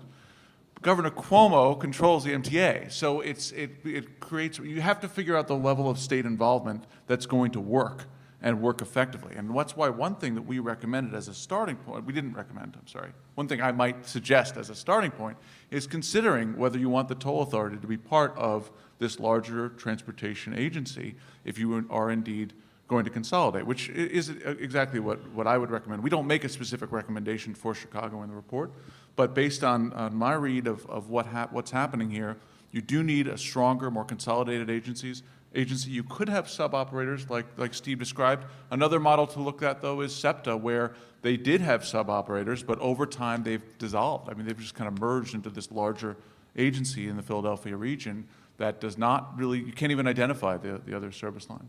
So, and by the way, we did come up with a name for your consolidated agency, which you're welcome to use. We, after a long, hard thought, we called it the Chicago Bus, Elevated, and Rail, which of course would stand for Chicago Bear. Very nice. Love it. Does anyone on the panel want to advocate for the notion of 3 independent transit agencies with no RTA? No. All right. How about kind of what we have now, but with a stronger RTA? I think that's could be an important first step. But I certainly support the concept of consolidation, but I think you need to evolve to a transportation consolidated entity so that you're addressing the interrelationships of mobility for your customers and for your citizens. And I also would, I was going to echo, I was going to articulate the SEPTA model if you're going to stay within transit, because I think there's less infighting on the suburban and urban center in the SEPTA model than there is in the MTA model, where the Long Island Expressway and Metro North do have serious issues with the urban subway and bus systems. Why is that? Well, it's mainly, I think, this is my observation, it's primarily driven by the fact that the commuter rail is dealing with a much more wealthy public as opposed to the constituents and customers within the city. And so decisions are made in that respect within the board. Transit check that the Transit Center has been involved in, when that legislation was first being put forward, was going to provide $100 a month in transit benefits. But it was the city of, well, it was the MTA that opposed the $100. They wanted $15, and the reason they wanted $15 is that that would cover at the time the subway and bus subsidy, and they didn't want to subsidize, the federal government to subsidize commuter rail. Got it. Interesting. So that dichotomy still exists. Yeah. So, thank you very much. So, we know that, so it sounds like there's a lot of support on the panel, or some support for a consolidation. I'm sure you all have different kind of takes on what that might ultimately look like, but one of the models we heard about from Joshua has consolidation going through the MPO. And Joshua pointed out that that could actually be potentially a model for success here. And we've had some proposals through Metropolis 2020 and others, to really provide CMAP with more, our MPO with more strength around transit, and really making that the point of consolidation. So what do you think about that notion, using our MPO to be more like, which model was that again, Joshua? Well, the MPO in Minneapolis. Minneapolis, operates thank you. transit, but also the MPO in the Bay Area plays In a Bay- very strong role. Got it. So thoughts on that? Being the executive director of an MPO has given me a lot of perspective on just that question. I bet. And although I think the governance structure and then ultimately the service would definitely benefit from much more involvement by the MPO in transit in Chicago, I don't think that it would make sense to have the operating agency under CMAP, and several reasons why. One is that it will give the false impression that transit is a standalone component of transportation. And it really needs to be understood that transit is part of a multimodal system, and it needs to have the same level of regard and respect as highways, roadways, and you can add in bicycle and pedestrian, and they should all really be viewed in one way. And the MPOs do that and can do that very well in the planning function. They can't do it so well in the operating function. It's not what they do. That being said, there could be some kind of integration between the transit agencies and DOTs that would allow some type of representation of CMAP in that decision-making process. Kathy, you want to respond to that? I think those are really great points about the MPO, and I just wanted to say I don't know that that CMAP wants to or should be the umbrella agency for the transit agencies, but I do think that CMAP can play a critical role in what I was talking about before, which is strengthening the strategic framework under which we are operating transit in the region and helping to create that cross area set of goals. So it can integrate the land use, the planning, the transportation, can play a much stronger role in helping develop that framework and those performance measures and goals for the region. Great. Mary Sue, you want to respond? Well, one of my concerns for the MPO running it is the fact that they have no operating experience. And I would agree with Kathy that by just having them do the operational aspects of transit, again, isolates transit from being a critical part of the overall mobility. I do think they have a role, an important role, that needs to be better integrated with the RTA on planning, on the regional planning. And I think there can be ways of being able to bring them in with respect to that, not only on the strategic, but of the overall planning for the region. Good points, and just a couple additions. Again, this has been well discussed and studied. CMAP does have a role and great potential to play on coordinated planning on transit. There have been those conversations underway between RTA and CMAP about that coordinated function. It can go hand in hand with a strengthened operating oversight for RTA and a strengthened planning function. The caveat is that we can't relegate CMAP to just having transportation-related funding source, whether it's expanded for transit planning, which I would view as a plus. Our Go-To 2040 plan for this region is about water and economic development and workforce, intermodal freight, a whole host of issues. And because it has this legacy of being a creature of the federal funding flows on the surface transportation side, it skews the discussion. And so I think if we're going to give CMAP a critical role, we have to simultaneously make sure that they have the resources to deliver on the vision we've set out for ourselves on water and stormwater and housing and economic development as a region. And then transit really makes sense in that strategy. Steve?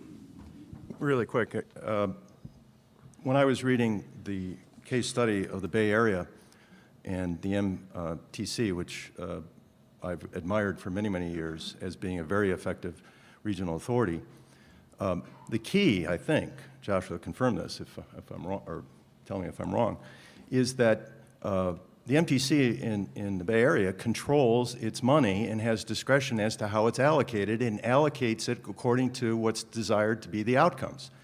And it measures those outcomes. We do not have that here in Chicago.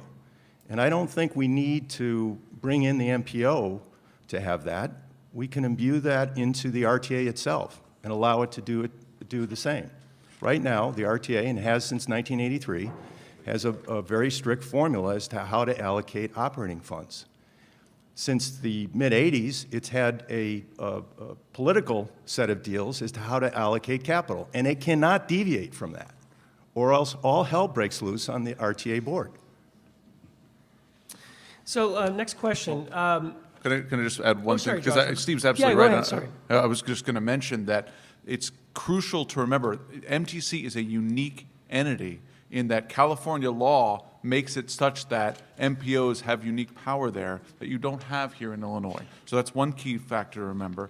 And second is that MTC not only controls the funding, but has its own funding source from the Bay Bridge tolls, which it operates. So it's not so much whether it's in the MPO or whether it's a separate consolidated agency. It's whether it has the power to enforce performance measures, goals, funding, and its own independent funding source. Got it. Thank you. Let's move on to another question. So we know that our transit system typically ranks high compared to peer systems in terms of operational efficiency. Perhaps that's because it's so cash-strapped and there's no alternative but to be really efficient. But we know it also ranks low in terms of funding, expansion, per capita ridership growth, regional growth around the transit system. These are all things we heard earlier. Bill mentioned the Brookings Institute study, finding that most people in the Chicago region can't get to work by transit in under 90 minutes. So we know that these are challenges that we're facing. The ENO study appears to conclude that none of the regions studied have perfect governance structures. Yet each of them has examples of success, and many of the regions you studied are doing better than us in some important ways. So the question from the audience is, the common element among these successes appears to be sufficient funding, not governance. Does this suggest that sufficient funding is essentially more important or a necessary condition than governance reform? Do we even need governance reform at all if we have sufficient funding? Anyone want to tackle that? Grace. Well, sure, money solves lots of problems. I say that all the time to my to my board members. I've got 45 board members that are all elected officials, and if we had enough money, there would not be some of the issues that we have.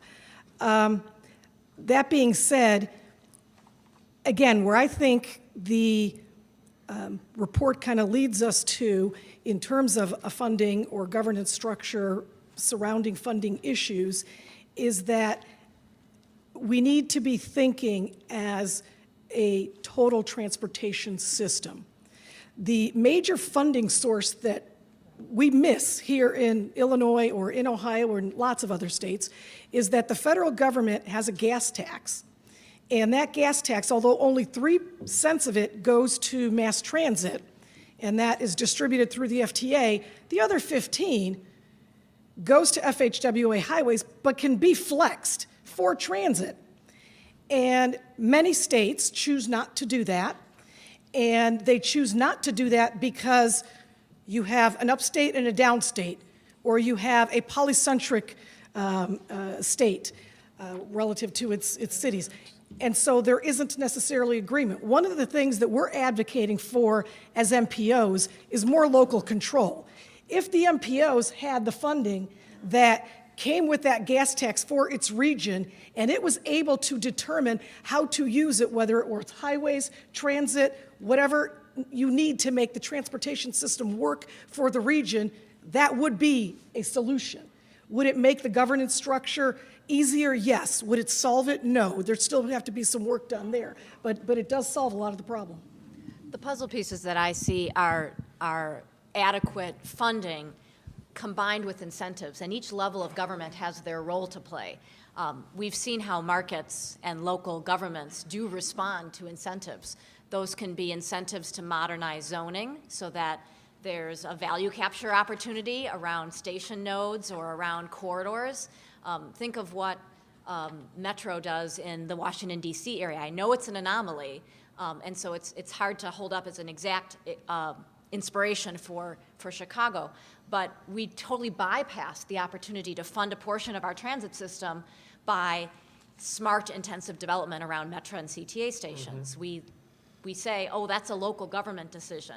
Well, we all invested in this transit system. Why don't we want to make it more usable to more people and more employment, that last mile problem, which we struggle so hard to solve here? So I think that there are, that development approval framework is a local government controlled thing, but if the state says, we will prioritize, one of our criteria is that we're going to prioritize allocation of dollars for transit modernization to communities that have upgraded their local development framework, you'd see communities changing.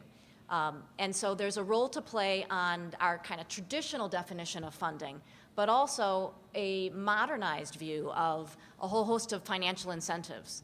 And I think that it's not just the capital budget through a gas tax. It's the flexibility that Grace mentions. It's the incentives. It's the criteria which should be defined broadly at the state level and then refined and customized at the local level to make sense for each region.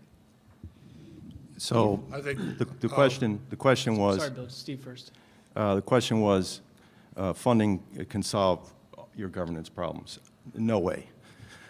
I mean, first of all, I think the question actually was, there seems to be a great success, regardless of the governance structure, in areas where they have okay, better I funding. understand. Is that kind of? I understand the question. Okay, Let me okay. get to the answer.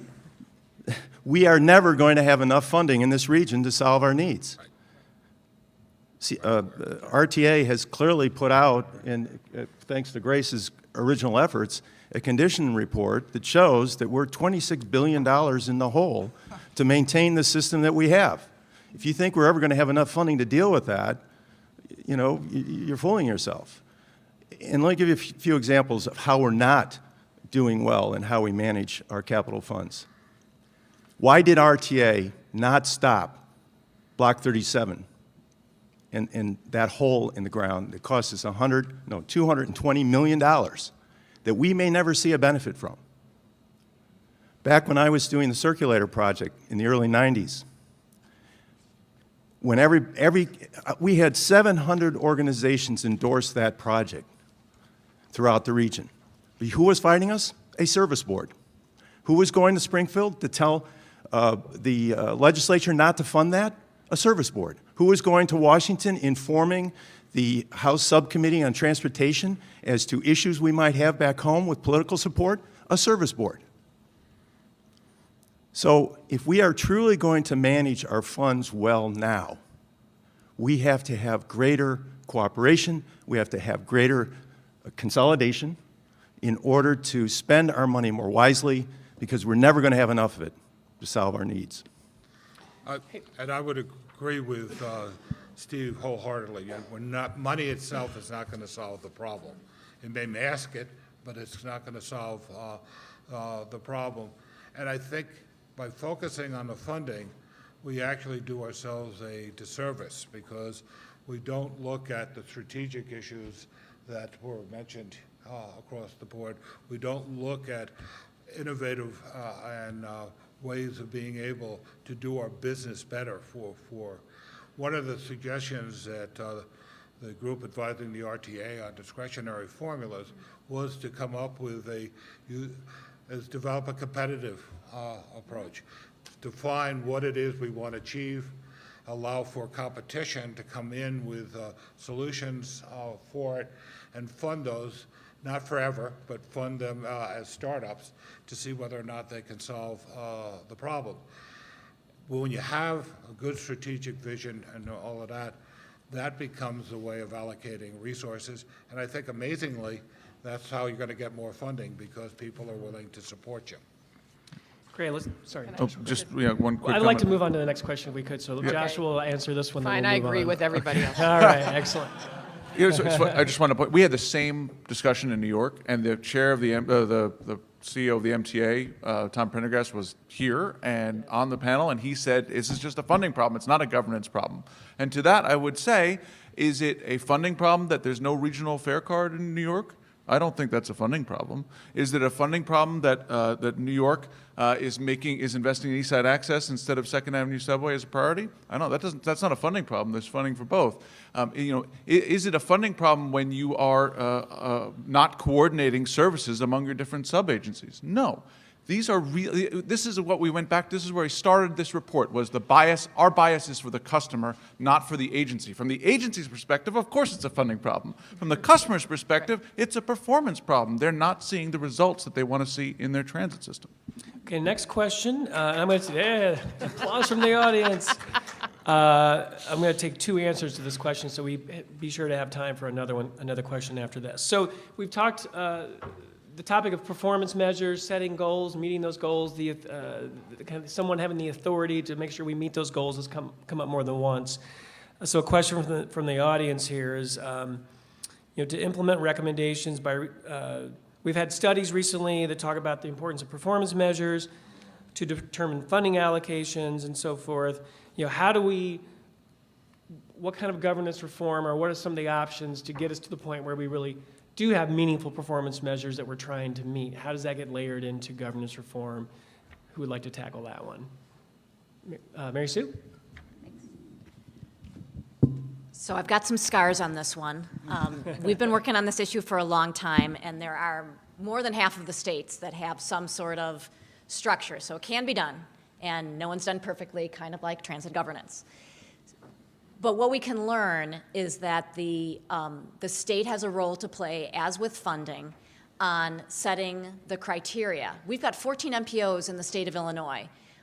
They have no official role in dissemination of IDOT resources. Doesn't really make any sense. They've got a lot of expertise and knowledge about local economies, not just local infrastructure.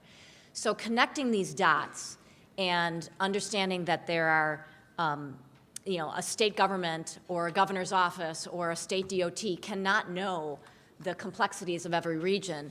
So you don't want to micromanage. I would think about it as criteria and then the weighting of that criteria. IDOT would tell you today, we do performance measures. Safety, gridlock, what else do you want? And yet, do they talk to DCEO? Do they talk to all of the other investing agencies at the state and county and township and municipal levels? There aren't the mechanisms to do that. So first and foremost, we could look at states like California that have a commitment to statewide planning. The 3 E's that you hear people talk about a lot of equity, environment, economy.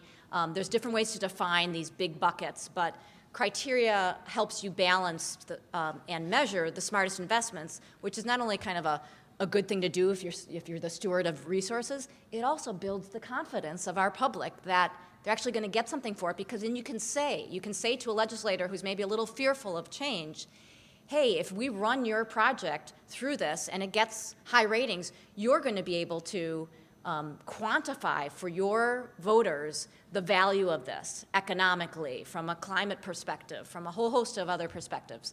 So the weighting is where I think the metros, the MPOs, and other local players have a lot to say. If we as a region decide that in the near term our transit priorities require us to spend 75% of our region's allocation on transit, why wouldn't we have the ability to do that? And every other, no one should mandate that for other regions. It should be a dynamic process. So there's models from other states. There's leadership that's possible. In fact, the federal last transportation bill suggested that this is the trend of what the federal government is going to go towards. So if we wait until someone forces us to do it, we're really going to be behind. So now is a moment, and I do think in light of state gubernatorial transitions, it's a really exciting moment to actually see state government take on a coordinated planning role for investment and provide a framework for regions to quantify investment cost-benefit analysis and investment return for all of us who are paying for it. I think that's a great answer, and I want to just thank you, Mary Sue. And panelists, I'm going to move on to the next question because we're just about out of time. And this is, I think, a good segue to the next panel of elected officials. And this question also comes from the audience. So what steps can be taken to insulate transit governance from general political instability and gamesmanship, and the kind of lack of accountability or diffused accountability that we've talked about and that the report highlights? Who wants to tackle that one? Grace.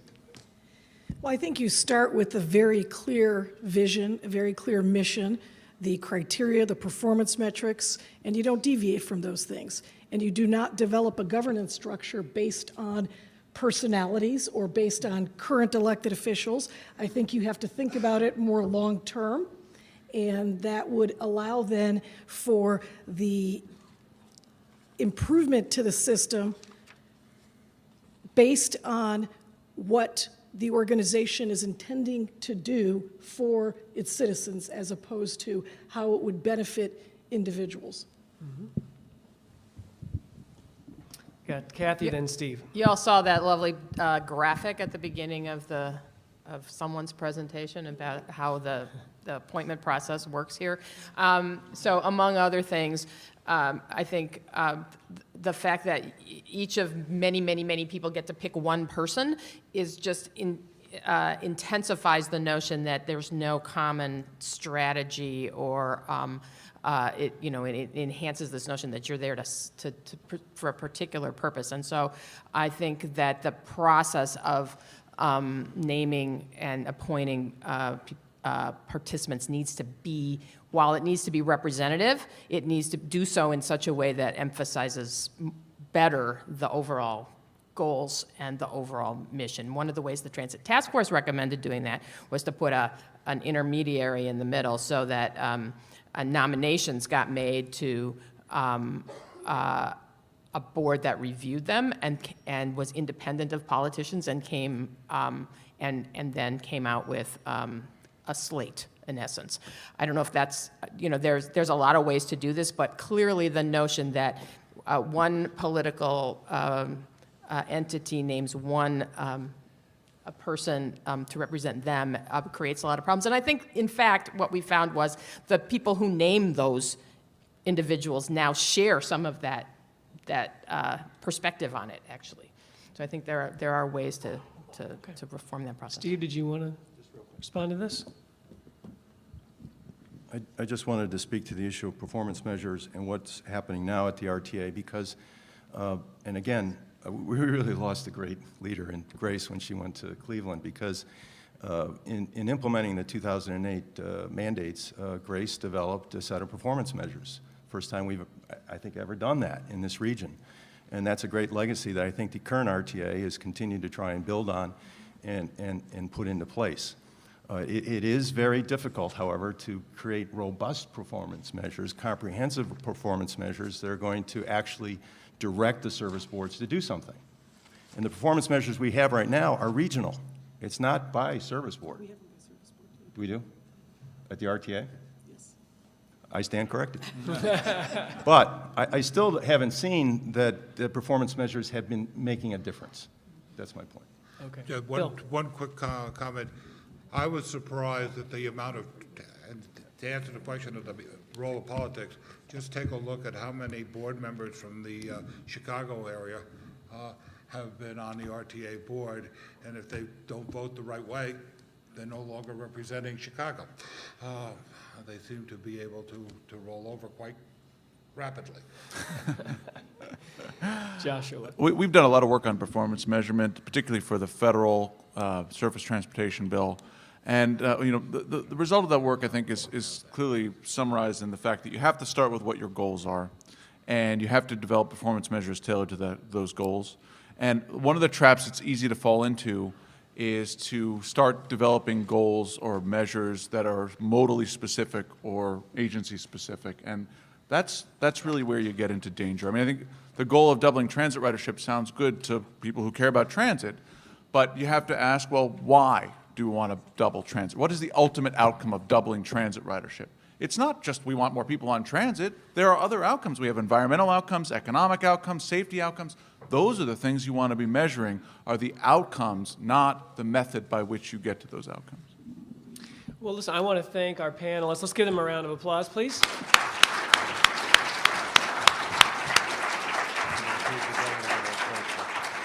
And thanks again to the Transit Center, to UIC. We're going to take a break now. Is that correct, Sheen? No, we're not taking a break. Thank you, Jody. Don't leave.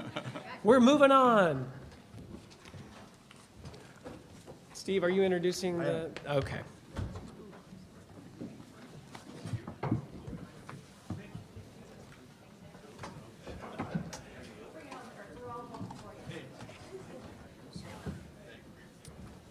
If our next panel would join us up here on the dais.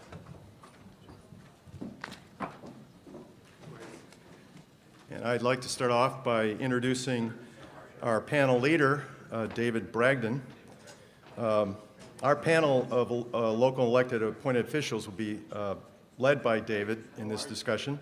David is the executive director of the Transit Center, a foundation devoted to sparking innovations and supporting policies that improve transportation for riders, businesses, and communities. Transit Center commissioned the Getting to the Root of It report and is working to further this important dialogue about transit governance. David. Well, thank you very much, Stephen. Thanks to the university for having us here. I want to acknowledge the chair of our board, Rosemary Scanlon, who is here. And if she looks comfortable here in the Academy, it's because in addition to chairing our board, she's a divisional dean at New York University's Schack Institute of Real Estate, so very conversant with all types of research related to the economy. She also had a background prior to that at the Port Authority of New York and New Jersey, which in her day, in contrast to today, it was often a model of working across state boundaries, which doesn't often happen. And then also, as part of her career, also helped some of the financial arrangements for what eventually became Transport for London, which is a very interesting unified model. So at the break, certainly you can pick her brain about those. Why is a group based in New York interested in commissioning funding this report, as well as as buying these muffins for a group of people on a cold morning 900 miles away from our office. Well, we're interested in vexing problems, either in particular places, but that also have national implications. And like Eno, we're interested in going in and saying some of the difficult things that other people may not be able to say because of constraints, and bring a national perspective. Governance in Chicago is clearly one of those vexing issues here, but the interesting part to us, particularly in New York, in 2013, as Joshua and our staff, we were scoping this, we were certainly hearing from people in your region about the importance of this issue. But out of the other ear, in 2013, we had a mayoral election in New York City in which, as happens every 4 years, somebody raises the potential for the city of New York to take back control of the subway system from the MTA. So we had the cognitive dissonance experience of hearing people in Chicago saying, in effect, we ought to be more like New York, while hearing out of the other ear people in New York saying, in effect, they didn't know this what they were saying, we ought to be more like Chicago. You don't often hear that, and so we thought it was often worth looking into. I can disclose our next project that we are working on a proposal to merge the Knicks and the Nets and trade them for the Bulls, but I don't think you would take that either. So. Yeah, as we don't have anything to trade for the Bears either, unfortunately.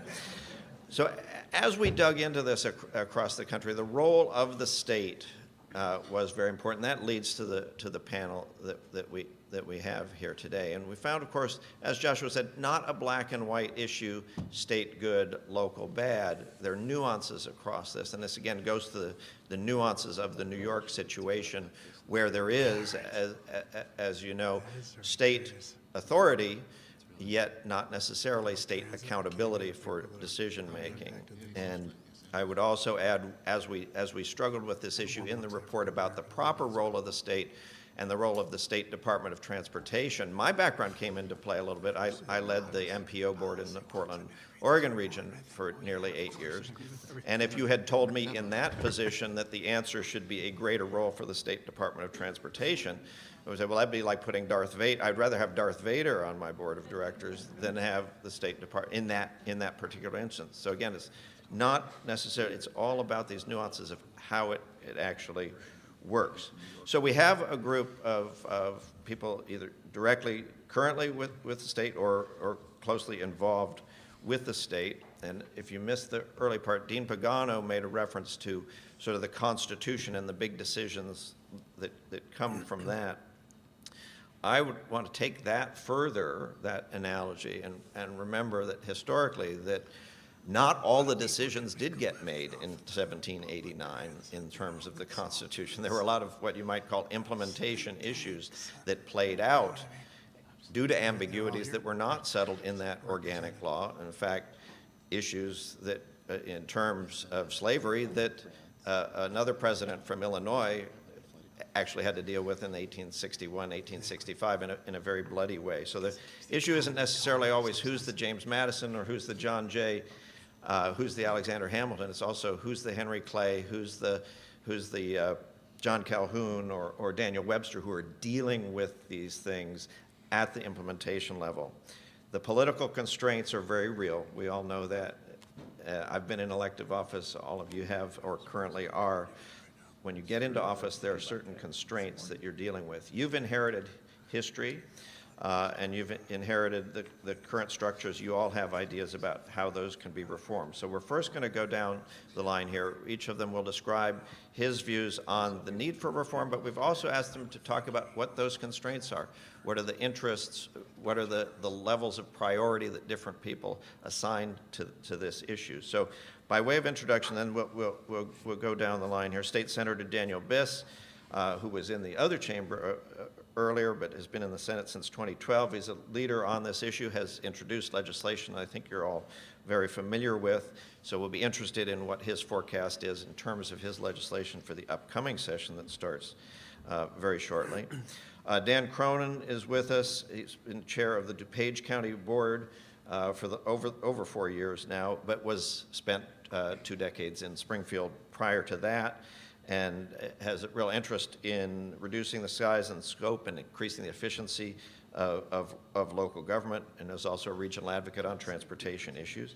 Kirk Dillard is the chair of the RTA Board of Directors. He too has a long career in Springfield in the Illinois Senate. And then State Representative Mike Fortner is here. Again, somebody coming from the state legislature, but I also want to add was mayor of West Chicago, so he's got that local perspective as well. Worked on the Starline commuter rail study, the DuPage area transit plan. So there's perspective both from, again, the State House as well as City Hall in West Chicago. So I'm going to turn it over to each of you in turn to make your introductory remarks, and then we'll be taking questions through the same method as before. So Senator Biss, you'll start. Great. Well, thank you very much, David, for the inaccurate but kind introduction. It's what one always hopes for in my line of work. And thanks to this conference, thanks to Steve for inviting me and for allowing me to be on this distinguished panel. I see a lot of former senators up here. I'm not sure if someone's trying to send me a message, but I'll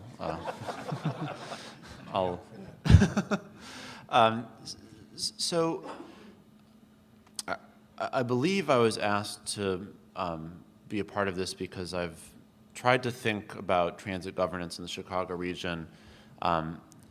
I worry a little bit that I'm maybe the wrong person to be here because I've actually done my best to think about it in a sort of political constraints-free environment.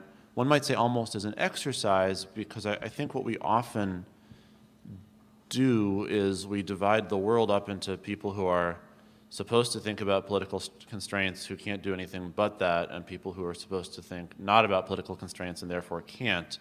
So I tried to sort of cross-train a little bit, and of course that's what this panel is about as well, but I don't have great answers, frankly, to the questions of how to integrate thoughtful policy change with the kind of realpolitik of the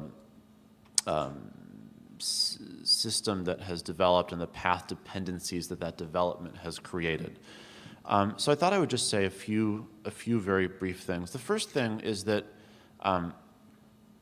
well, the overarching thing, which is obvious and will be said by everybody and has been said by everybody, is that the marginal benefit of the transit dollar is maximized when it's conceived in a regional mechanism. And so the more localized, parochialized, or balkanized the decision-making or conceptualization of transit are, the worse off we tend to be. And I think that's probably always important to talk about, but I think it's particularly important to talk about now because the moment we're living in is a moment of kind of infatuation with reurbanization, and if that all works out properly, it'll allow for a real transition of where people live and work, which will make obsolete the the kind of momentary, January 6, 2015 regional consideration. So I think that's really, really important that we can just kind of almost squint and see into a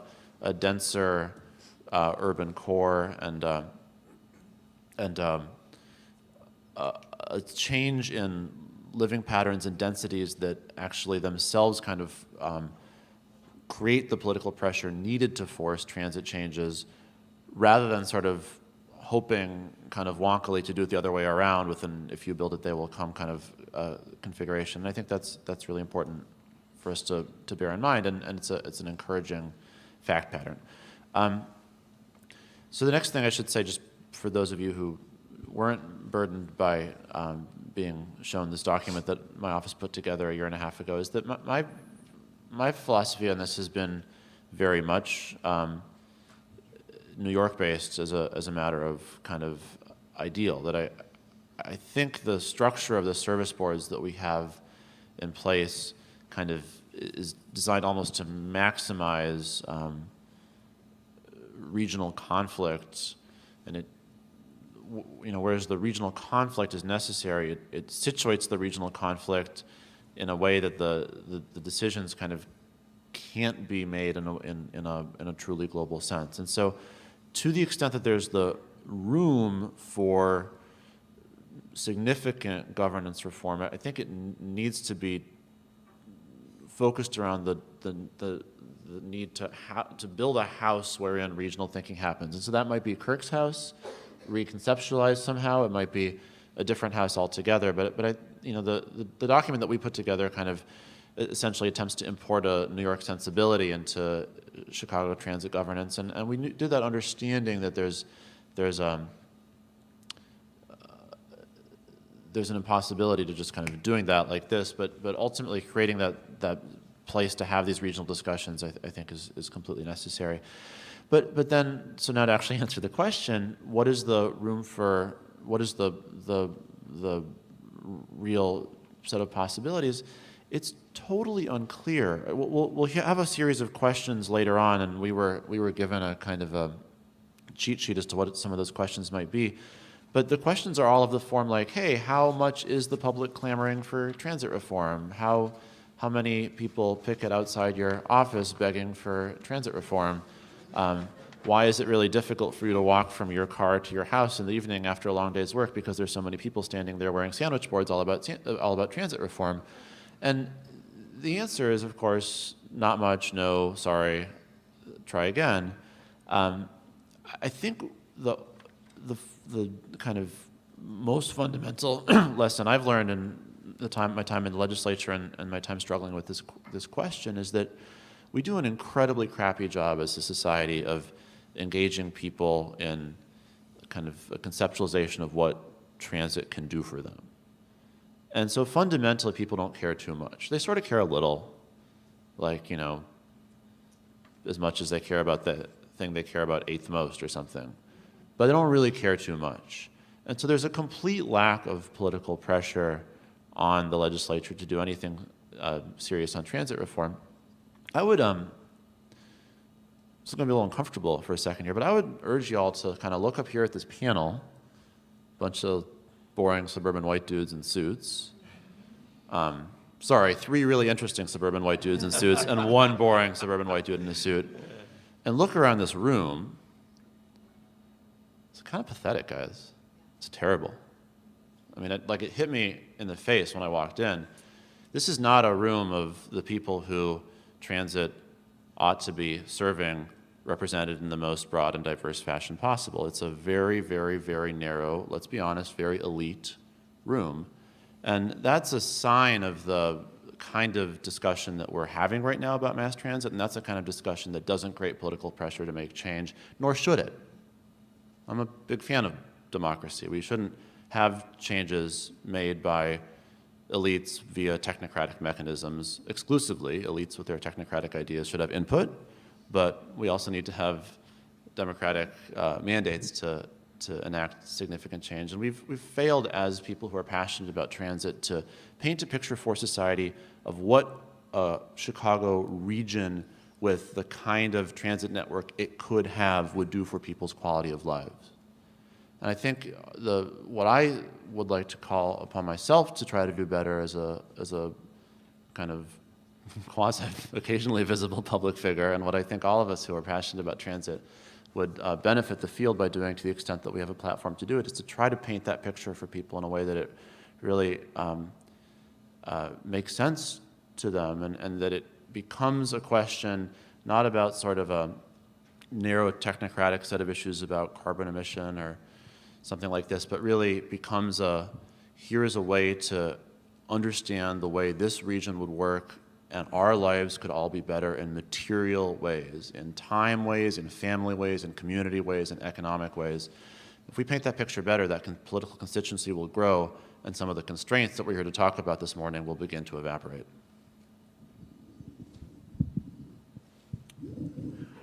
Thank you, Daniel. I don't disagree with I don't think much of anything you've said.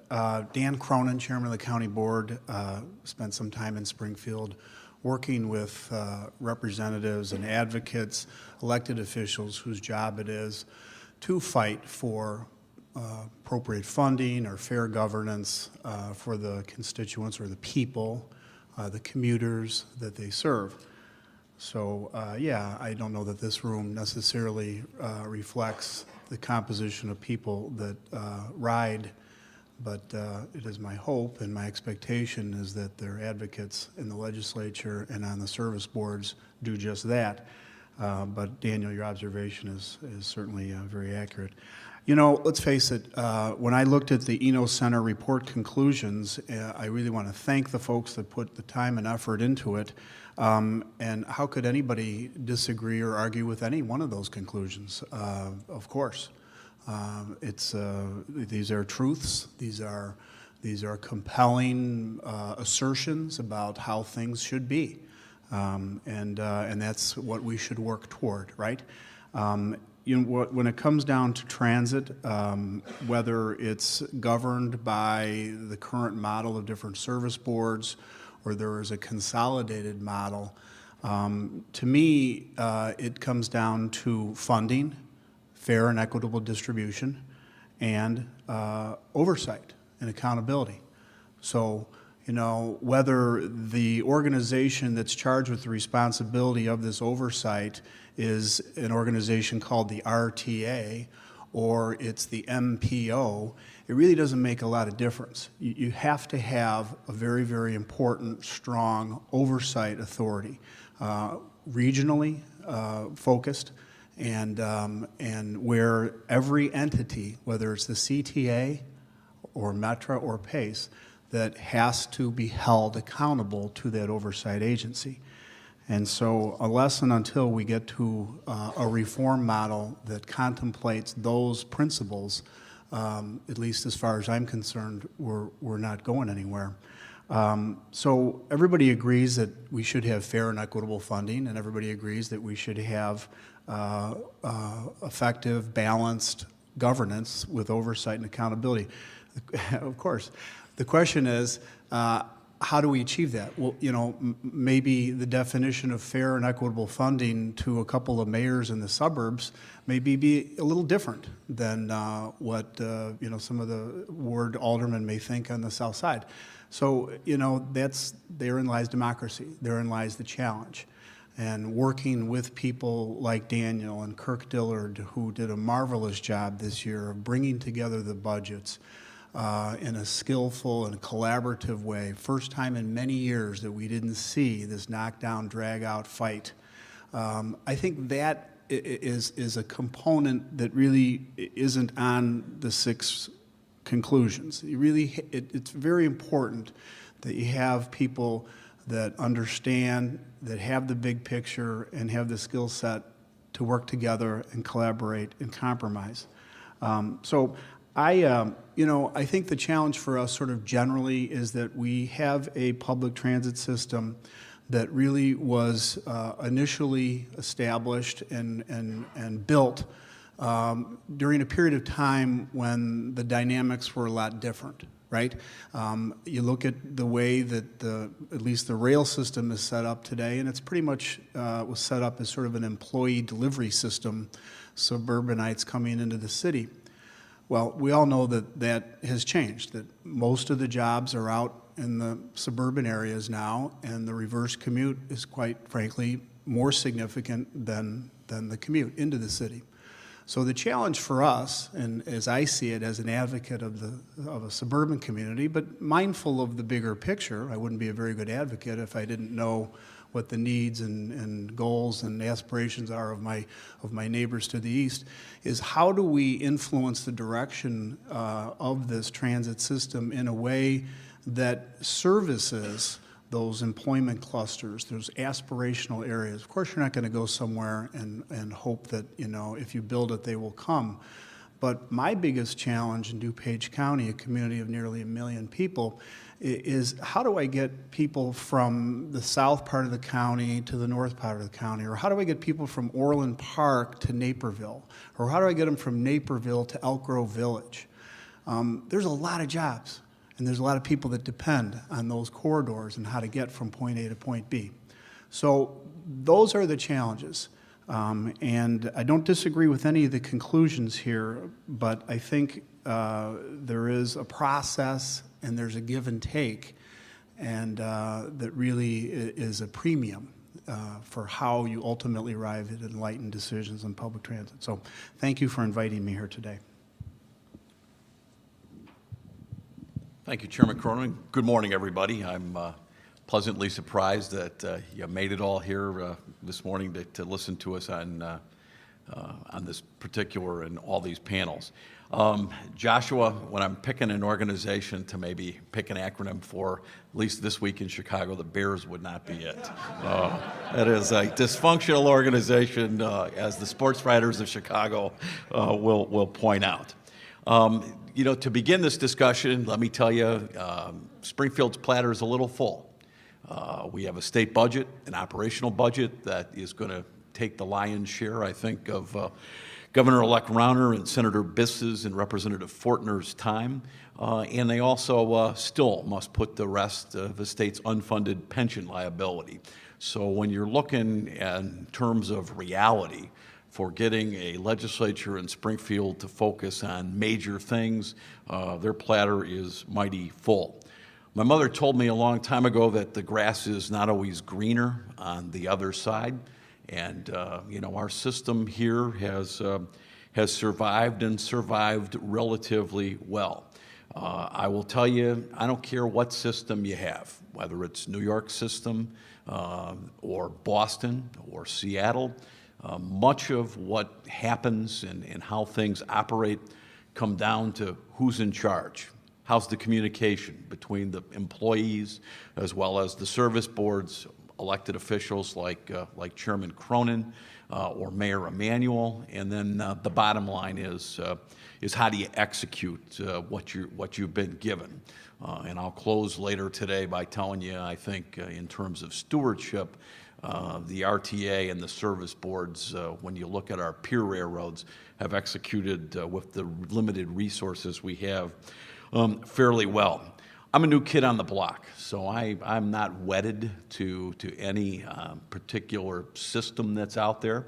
I clearly have an open door or open email or call me. I'll meet with any of you, so I'm not wedded to any particular thing. But I have been on the job at the RTA with an incredible staff for the last 5 months. I will tell you, I was very heartened to read in the Daily Herald, the major newspaper of suburbia, a quote, and it came from Steve Schlickman, who says, turnaround at the RTA with the change in management is Leanne Redden as the new executive director. One staffer told me the internal changes are 180 degrees for the better. Leanne is a professional University of Illinois Urbana graduate. She's a planner, and she has a bigger, Mary Sue Barrett would appreciate this, a bigger view of the world than just mass transit because she also worked at the Illinois Tollway. But it is a new day at the RTA, and there is unprecedented collaboration, I believe, between the RTA and the service boards. And John Gates, my predecessor, left me something that was easy to take over. There are excellent people in charge of the service boards. The top staff is phenomenal, and my staff at the RTA constantly are talking to the service boards. I see Roz from the Sun-Times, their transportation reporter that's here. I think she was a little stunned one day when she had a story on the front page of the Sun-Times, and I ride the Burlington Northern every day, and all these people had the Sun-Times out, and they were looking. I was staring at this big headline about Metra conductors' salaries that Roz had written that day, and she grabbed me when I got off the train and went to an RTA board meeting, and I think she was stunned that I had already talked to Don Orsino. I call Don Orsino, Forrest Claypool, TJ Ross at Pace, and I don't micromanage. I'm the chairman of a board, and there's a huge difference between micromanaging and letting your staff do the work and governing the operation that moves 2 million people a day. But I think she was surprised that that level of communication goes on. I will tell you, even after a little minor surgery Don Orsino has, he and I were texting and talking over the weekend. Discretionary funds. One of the things that the Eno report And I wish I had more discretion to do the kinds of things I want to do. But this year, for the first time, we gave discretionary funds to Metra because they had a specific need. They're coming off a polar vortex. They had some specific operational issues. You know, I haven't checked today, but I'm not getting Metra service alerts on my phone. And yesterday, the first real bad weather day we had, things operated pretty doggone well. We do operate on results. Governor Rauner and I agree wholeheartedly on a lot of things, but one of the things, and you saw it in his TV commercials, he's a results-driven guy. And so am I. Having once been a chief of staff for a governor, I want to see results. And Grace is here, and I told her she's welcome to come back to the RTA anytime from that John Kasich-run state of Ohio. She set up a number of performance standards that Leanne Redden B. Hickey, my chief financial officer, and the staff of the RTA use all the time. Tom Farmer, the CFO of Metra, the other day said that, he said that the RTA puts out an incredible amount of valuable information that is out there. Our efficiencies, we're always looking for them. I will tell you, when you're looking at mergers, you know, when CATS, the Chicago Area Transit Study, and NIPSI were merged to create the CMAP here in Chicago, it was after years of hearings, first of all, but ultimately today, the CMAP staff is larger than CATS and NIPSI combined. So if you're looking for, and we only have a few more than 100 employees at the RTA, if you're looking for those kinds of efficiencies, you're not necessarily going to get them. I will tell you, we drive collaboration constantly. I learned more about the different fuels that the three service boards use over the last month, especially with fuel prices dropping, and that's a good thing for we in mass transit. But we cooperate with respect to procurements all the time. And then paratransit, and if I learned one thing today, Steve, it is if we do make changes, paratransit probably deserves more attention than it gets, because it's something that I don't think the public understands, but PACE, and they do paratransit very well. PACE today operates really in the CTA service area, paratransit, and it goes very well. I was just down with Dan Cronin's counterpart for a Will ride, it's called, in Will County, and I have never lost sight of who our riders and users are. I mean, yeah, they probably are not well represented in this room, but I've never lost sight of it. I realize that somebody in the middle of the night is taking the CTA to work so that we can get up and enjoy our breakfast or get on our planes at O'Hare or Midway. I'm a user of the system and have been since I was 3 years old. As a small child, my grandparents and parents didn't have cars. We took the CTA. And I never lose sight of the fact that we transport many students, high school students as well as college students, day in and day out. So, I am a suburbanite who works downtown. I'm a downtown employer. We have more people working downtown than ever before. It makes transit even more important than ever before. And then we have the millennials. The millennials are, and there's many here, and we're on a college campus. The millennials changed the paradigm of the need for mass transit. When we're competing with Seattle and San Francisco and Boston for the kinds of workforce we want, the millennials, they're in the zip cars, divvy bikes, and they take mass transit. Motorola's headquarters in the Merchandise Mart, 90% of their employees take mass transit. So I'm going to be an advocate in Washington and Springfield, telling people that mass transit is more important than ever before. We're always looking for innovation. The Waukegan Sunrise Express, taking people from downtown Chicago to Waukegan so that they can work at Abbott in using the shuttle bugs, which I'm going to talk to my friend Dan Cronin about, that we can move people to Schaumburg or Oak Brook more efficiently on the mass transit systems that we have, as well as the tremendously successful bus on shoulder programs. We are always looking to innovate, and we need to figure out how to cross-pollinate our system. Just last but not least, Illinois is a unique place. If I have one benefit of having served governors as well as being a state legislator, all these other states are not really as diverse as we are. And Dan Cronin and I are two of the three Senate Republicans that voted for the changes in 2008 that implemented a quarter-cent sales tax for operations for mass transit in the metropolitan area of Chicago. There's only three of us. John Milner was the third, and he's out of the legislature.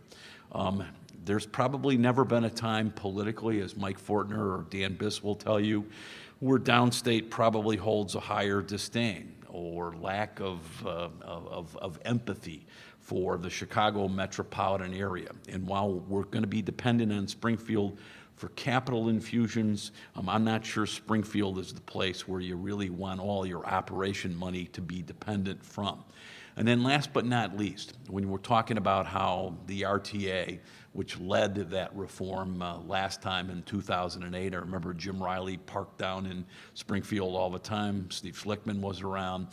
You know, the only pension reform the state of Illinois has ever seen, our mass transit drivers gave concessions in their pensions. The only pension reform ever, and it ought to be used as a model, was in the 2008 RTA or mass transit changes that were in Springfield. So when you're talking about the state of one of the most important things Illinois has going for it, what system led to reforms that actually made changes, legal changes in public pensions, and that came through the leadership of predecessors of mine at the RTA and service boards.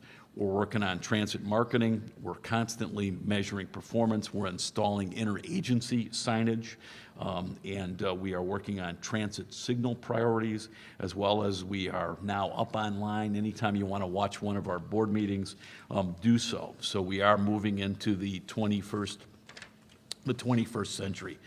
Last but not least, Washington. That is where I've got to have some relief, or we have to have relief as well. Congressman Dan Lipinski and our congressional delegation are the best. Dan now, for the first time, heads up a congressional mass transit caucus. There's never been one where I talk to our counterparts in Philadelphia. We just had Congressman Schuster in Chicago for a dinner, the head of the Transportation Committee from Philadelphia here recently. But our congressional delegation gets it with respect to mass transit, and I can't say enough for the leadership of Senator Durbin, Senator Kirk, and as well as Dan Lipinski. But we got to have relief from Washington. We've got to have a stable, long-term financing bill out of there, just like I have to get from Governor Rauner and Dan Biss and Mike Fortner in Springfield.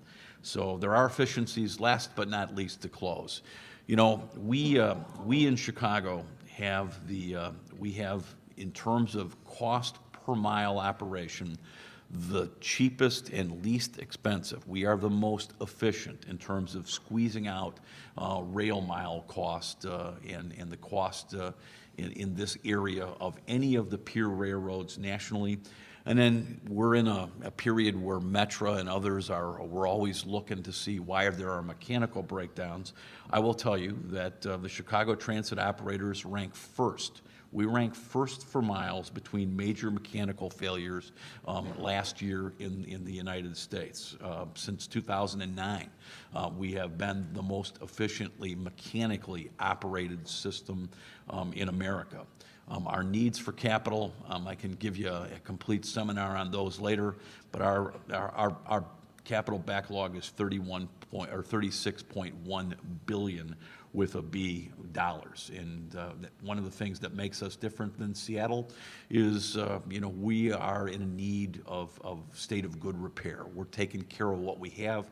Seattle's in an expansion mode. So, the apples to apples, you got to look at the different systems needs. So with that, I will be happy to answer any questions you have. But most importantly, the dialogue doesn't end today.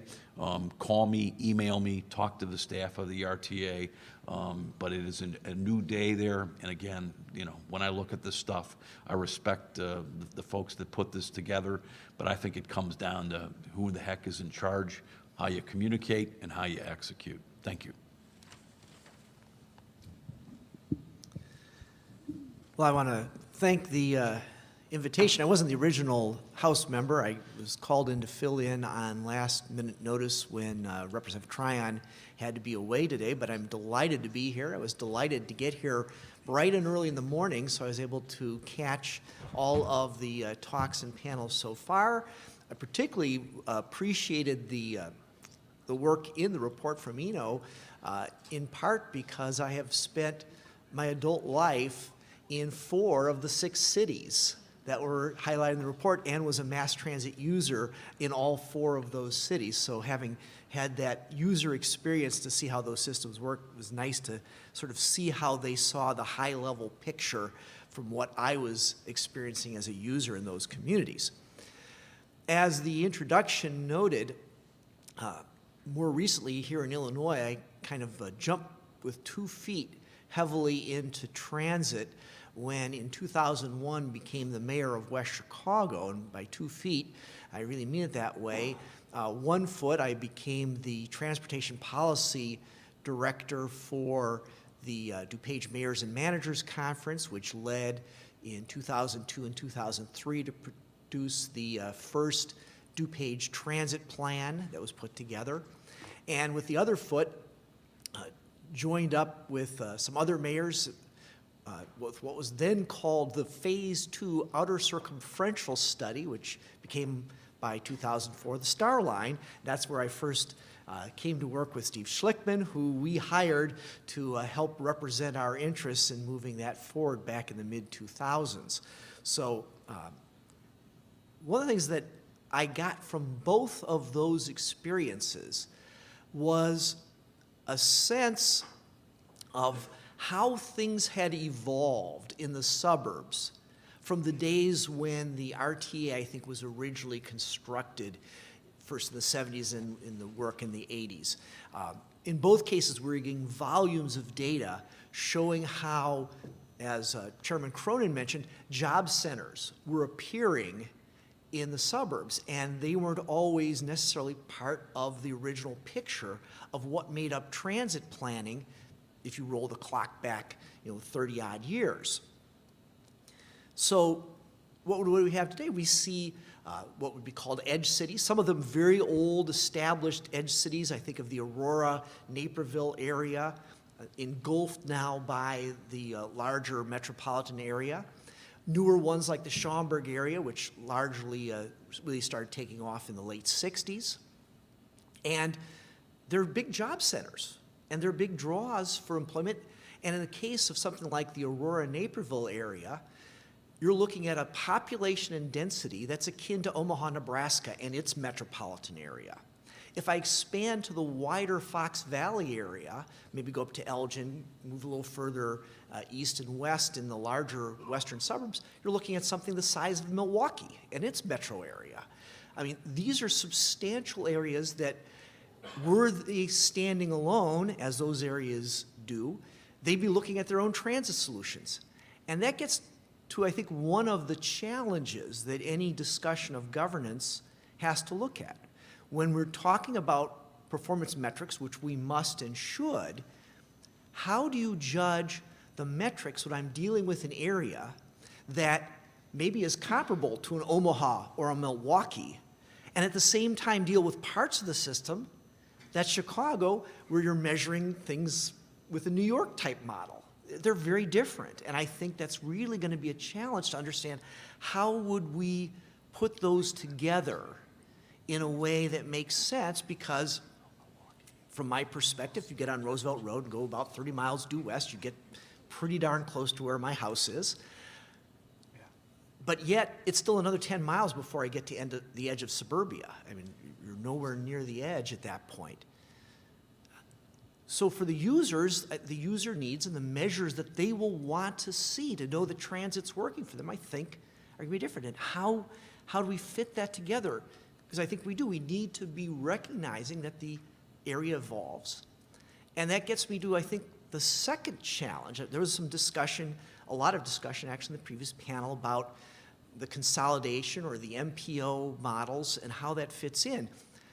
An observation I would make is to say that what we're seeing is maybe some divergence in those two different models as they affect the greater Chicagoland area. In the one case, the federal government is telling us our MPO has added counties like Kendall and Grundy and DeKalb, but where we see a lot of the chat, particularly downstate, about where do we want to see transit, we're seeing Rockford, Winnebago County, we're seeing LaSalle, Peru down in LaSalle County. So those are different directions. If we're looking at governance models that are going to deal with transit, how do we deal with commuting patterns that may be divergent between those two things? And again, make sure that they would be adequately incorporated if there's a discussion of how the governance model should evolve. I want to touch on one last point, going back to my local experience, and that is on land use, because I think that really is an important element.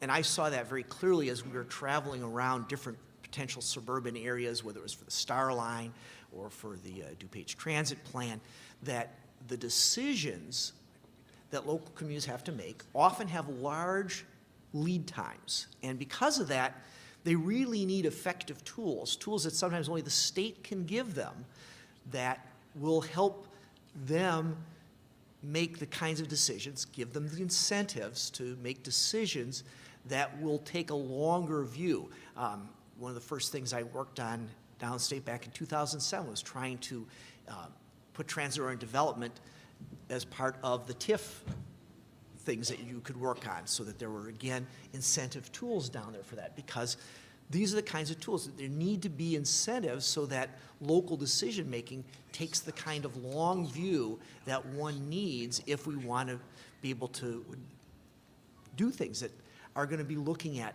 10, 20, 30 years down the line for where we think transit's going to evolve. And I look forward to everybody's questions. Thanks.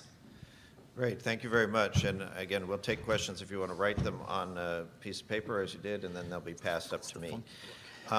In the meantime, I want to follow up. Representative Fortner touched on this issue of performance metrics, and we heard a lot about it in the earlier panel. We certainly made a big effort in the report to talk about that governance is not just about sort of moving the boxes around on the org chart and who appoints who, which is important, but it's also about what are you trying to achieve with the system. So I wanted to put that question back out there. As Joshua mentioned, one of the things the California legislature did, which is not a matter of appointment authority or appropriations of funds, was created a framework that the MPOs in California have to achieve with regard to non-transport, things that people don't think of as transportation issues, such as access to jobs, freight mobility would be part of that, so it is a economic activity. Greenhouse gas reduction being a primary criteria in California. So there are those types of performance measures that legislature has imposed on regions. Are there prospects, as this issue of governance arises, that the issue of performance measurement becomes part of that discussion? So I wanted to get the state's perspective. And then maybe Chair Dillard's perspective. He touched on some of the operating metrics of cost per rider, on-time performance. So I'd also like to get the perspective from the sort of operational side, as opposed to in addition to the capital allocation side that the earlier discussion. So any thoughts on that? And also, just while you're thinking about it, that from an outsider, it appears that you have a governor-elect who talked a lot about results and who doesn't seem beholden to the way things have been done before. And if you have an incoming governor talking about results, does that also open the door to this performance management discussion? Yeah, I'll just be really quick because I know the time is very short. I think the answer is yes, it's completely possible, and it's a useful tactic, right? MPC is kind of preternaturally brilliant at this trick of saying, oh, we're not doing anything big, don't worry about it, we're just kind of putting these guidelines into the law, and then once they're in the law, you have a marker that's been laid down to help govern decisions. So I think it's absolutely something that we should view as on the agenda, almost regardless of how large the scope of the more potentially controversial items are.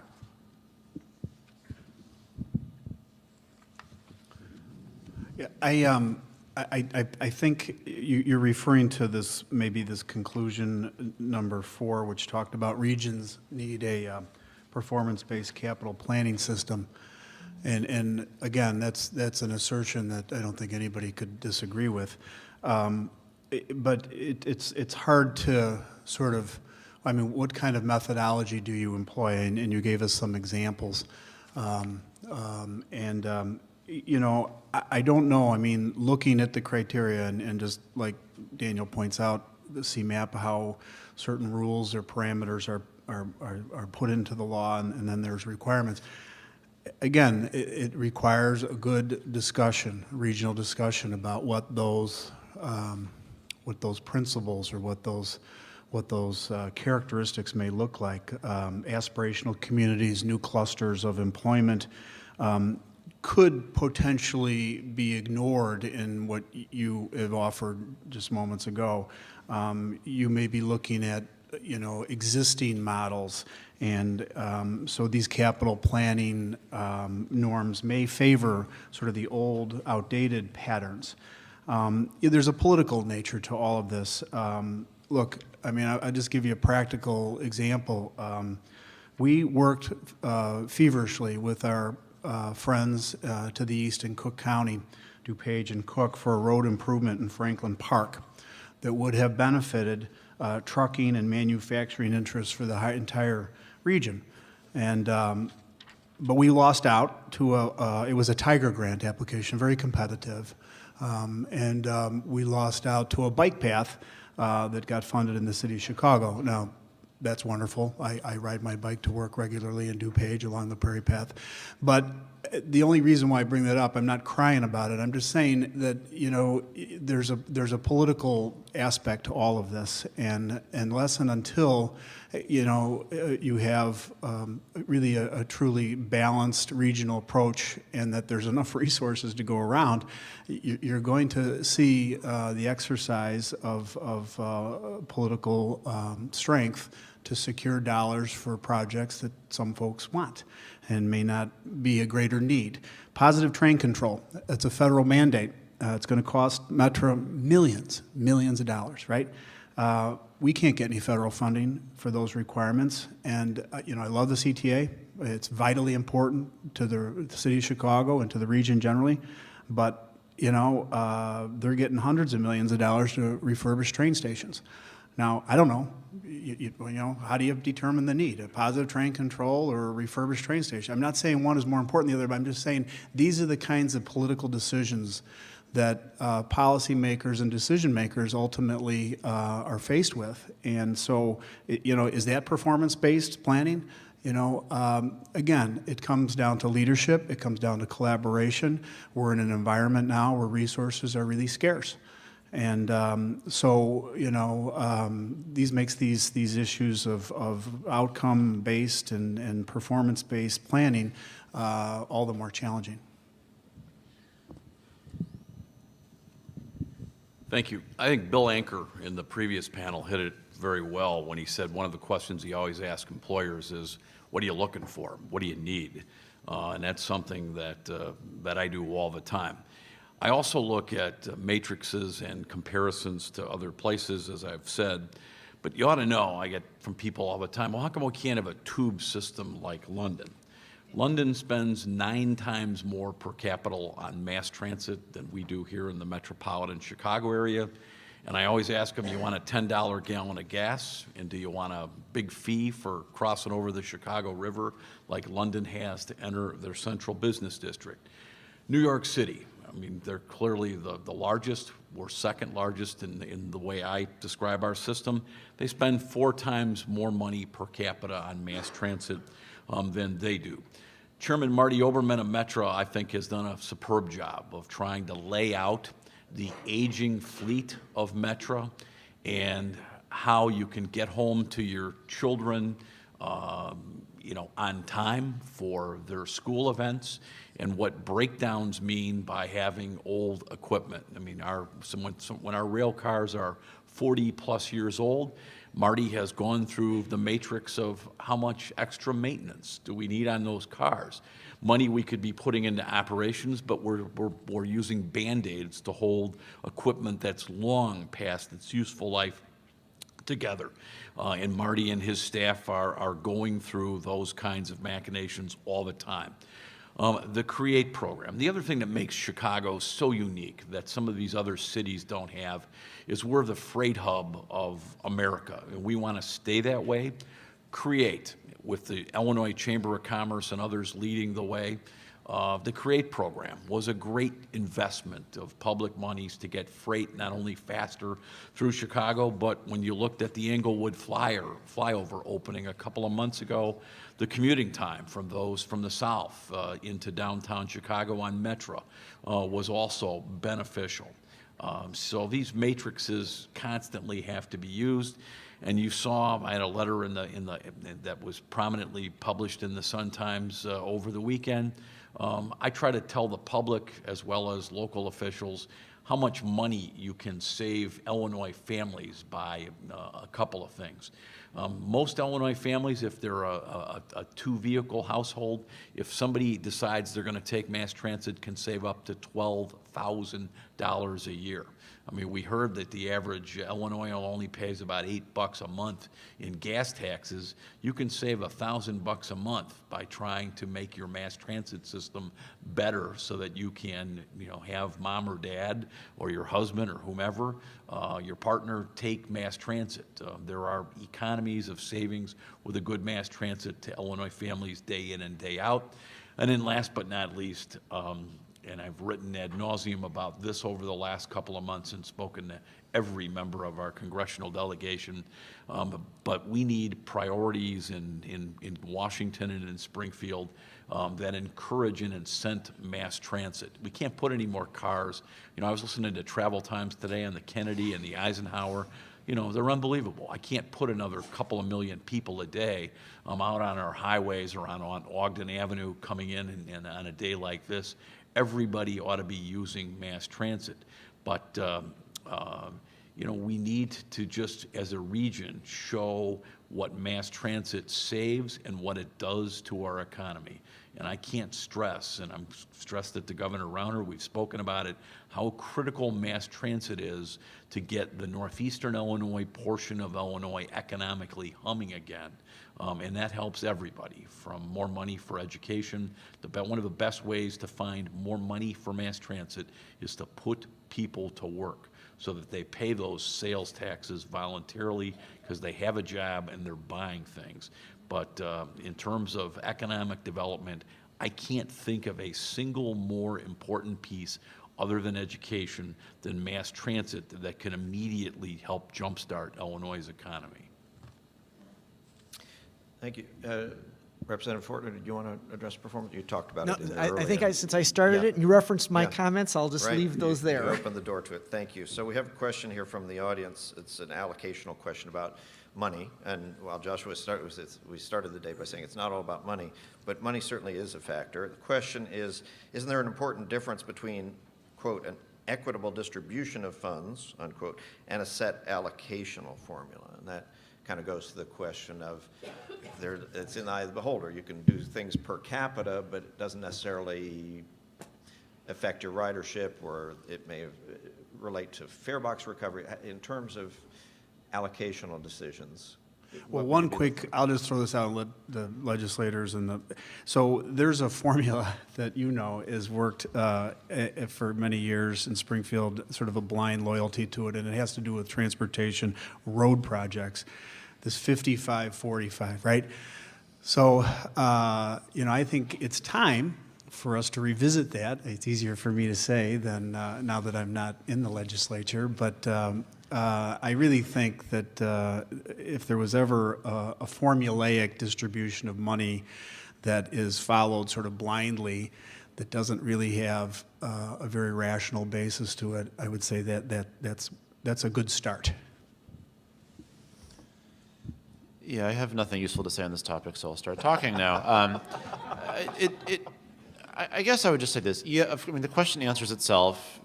A number that's hardwired into some formula somewhere can only be always equitable if society never changes, and so by definition cannot be always equitable. On the other hand, equity is in the eye of the beholder. There are many, many, many, many different rigorous technical definitions of equity one could imagine writing down. We could rattle off 5 or 6 right now without pausing.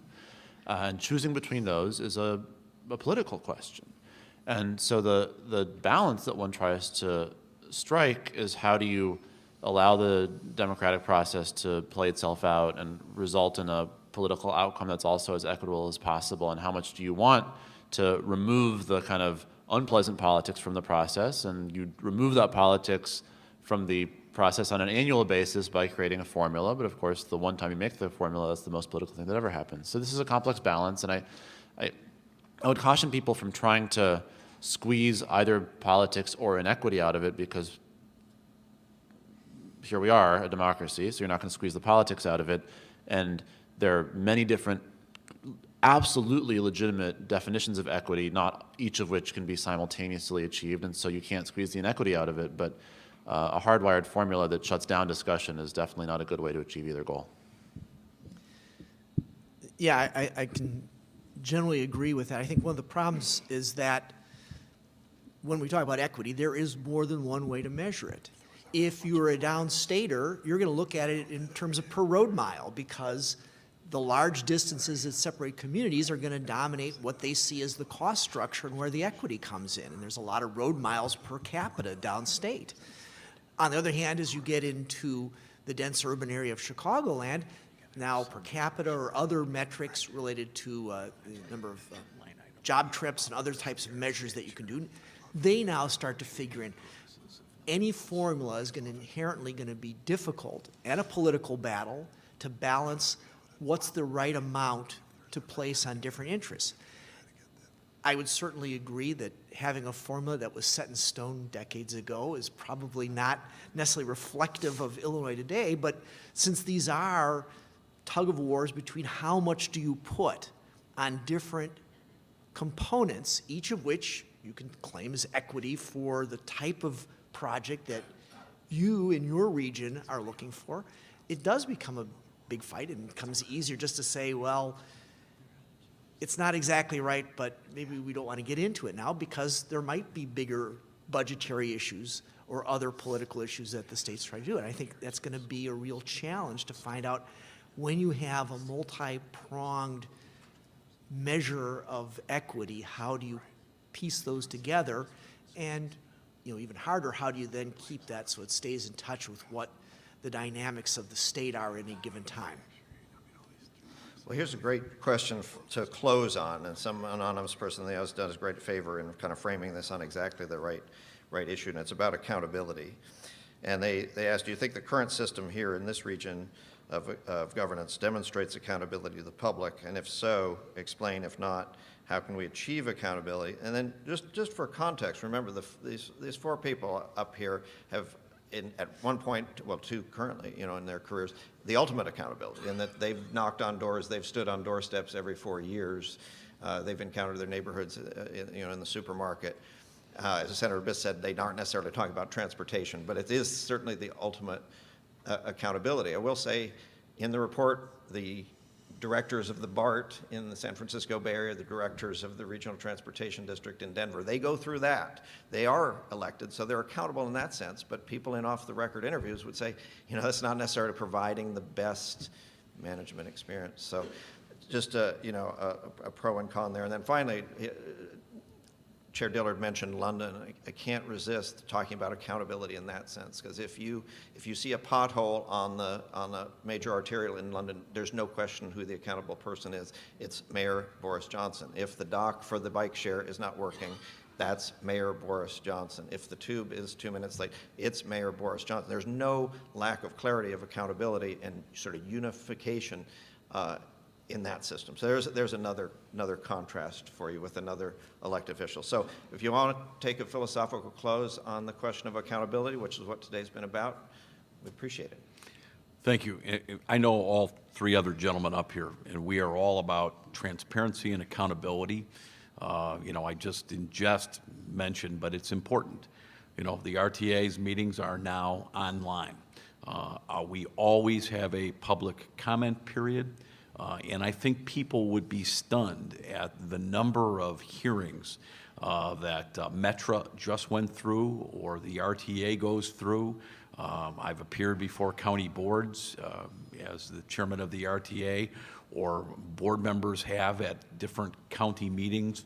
So if you ever want to see a list of how many times and I don't think the public quite understands how many times monthly we are out there for public access to us. And again, anybody can email me. I answer every email that I get.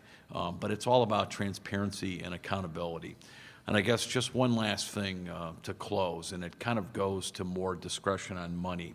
One of the things I've always thought that perhaps the RTA chairman ought to have is the ability to have a line item veto. I mean, I've worked for a couple of governors, including one that used it effectively.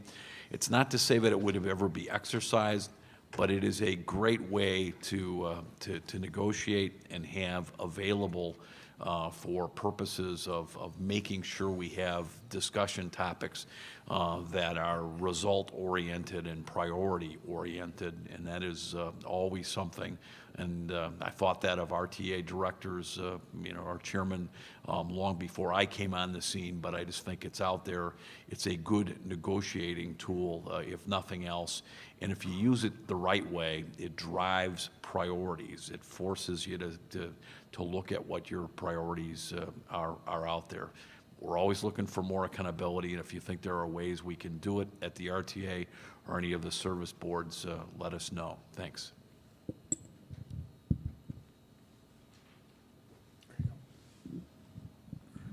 The answer to your question is no. There's not accountability in the system as it exists today. And the reason is because of the London example you gave, that accountability exists when people who are disappointed with the quality of the product they're getting know who to blame and how to blame them. And when Metra was causing all those problems last winter, and I ran into my constituents who rely on Metra to get downtown for work at the supermarket, they had no idea who to blame. If they could have said, hey, Daniel, I got to work late, therefore you suck at your job, so I'm going to vote against you in the next election, that would have been a fantastic instance of accountability, but we don't have that. And the system is so Byzantine in the flow of power from the ballot box to the, I forget what is it, 40 different appointing authorities to the 47 board members, that the consumer on the back end who is supposed to exercise authority via the vote has no idea who to blame or how. And until we fix the system so as to tighten that feedback loop between the election process and the actual governance of the transit network, I don't think we'll have real accountability. I think there's two types of transparency. I love what Kirk said about putting stuff online, being out there, being open. That's real transparency. It matters. But it's not transparency that leads to accountability unless it informs the broad mass of voters about who's to blame and what they can do about it. And we don't have that yet. We have to create that. Well, I don't disagree with you, Daniel, and I think that you're right, accountability is lacking in a system that has boards and people don't know who makes the decisions. I've devoted a lot of my energies in DuPage County the last 4 years to accountability, to streamlining, to consolidating, to dissolving, unnecessary units of local government, merging and sharing services because it's more efficient and because of accountable practices, so people need to know who is in charge charge of this enterprise and who do we hold accountable. So I don't disagree with that. Look, in conclusion, obviously we're all here because we know how important public transit is to our region, how important public infrastructure is to our economy. And if I can leave you with one thought, if I may, please. I know that there is some deliberation going on about a capital bill in Springfield. And I think it would be marvelous. And I think because of the gas price these days, the timing couldn't be better. So if we leave here with a number of thoughts and lessons, one I hope is that we are strong advocates to the new administration for a capital bill.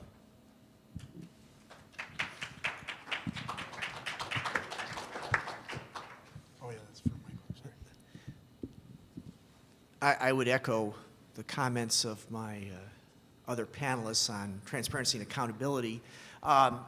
So what instead I'll do is, kind of going back to our moderator's question, I want to use a story that always brings home to me when the public sees accountability. And this was back when I was mayor of West Chicago, and I was invited to a local 5th grade class.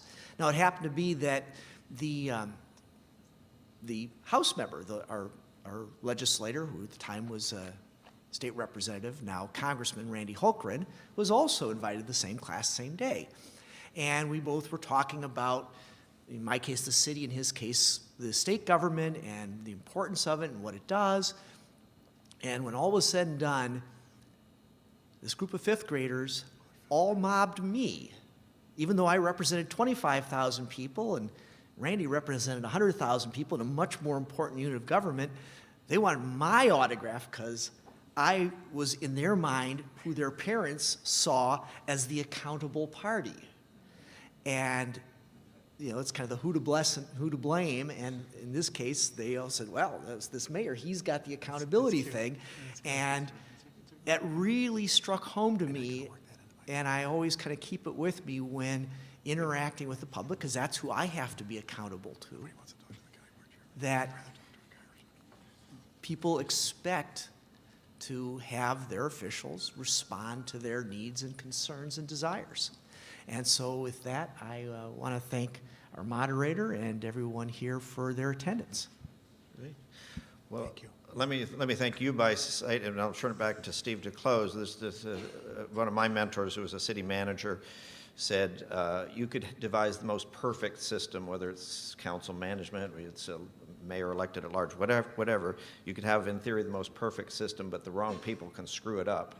But conversely, you can have a really bad system, but the right people can make it, can optimize it and make it work. And so, while I think we've been clear that there may be issues with the structure here, it's also clear that you have some really good public servants, both in elective office and at the operating agencies at the MPO, as well as obviously in the civic sector and academia. So count your blessings for public servants as well as civic participants like this, and thanks to all of you.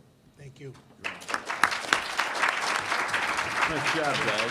I like that, Mayor. If the panelists would just remain where you are for a second, because I wanted to make a couple comments that haven't been stated. And one, Kirk, I didn't know I was quoted in the Herald on Leanne, but I know I was quoted about you when you were appointed.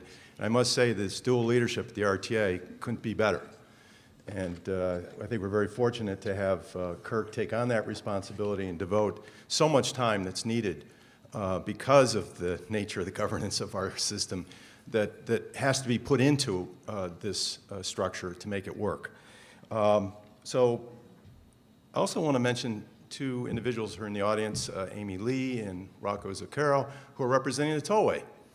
And there was mention of the use of tolls for transit. I was ready, but they didn't come up, so. But here's an organization that has a mission of providing highways, interstate highways for Chicago, who has also added to that mission cooperation and coordination to provide transit on their facility. So while we may not get direct cash from the tollway for transit, we certainly are getting their full support, coordination, and integration into that toll system.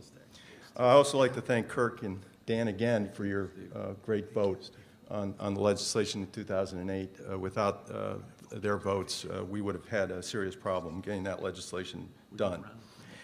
I want to thank the Eno Foundation for this fine report and for coming to Chicago and presenting it to Chicago and helping us discuss our issues here on transit governance, and for the Transit Center for not only underwriting that report, but also underwriting today's event.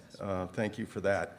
I want to thank all the panelists for their robust discussion of the issue, but I want to thank the audience as well. And as Daniel mentioned, this is, I think he used the word elite, a group. But when I look out on this group, we are the active people in transportation who are present today. And it is the collective group before me and beyond who has to help make this system work. And so I encourage you that, first let me say, we are not going to get change in governance this year for transit. We are stuck with what we've got. And the RTA and the service boards need as much support from us collectively as we can give them to work together to achieve better mobility for the Chicago region. So thanks for coming today. Thanks for listening to this. Thanks for your questions. God bless. Hey, Steve, that was great.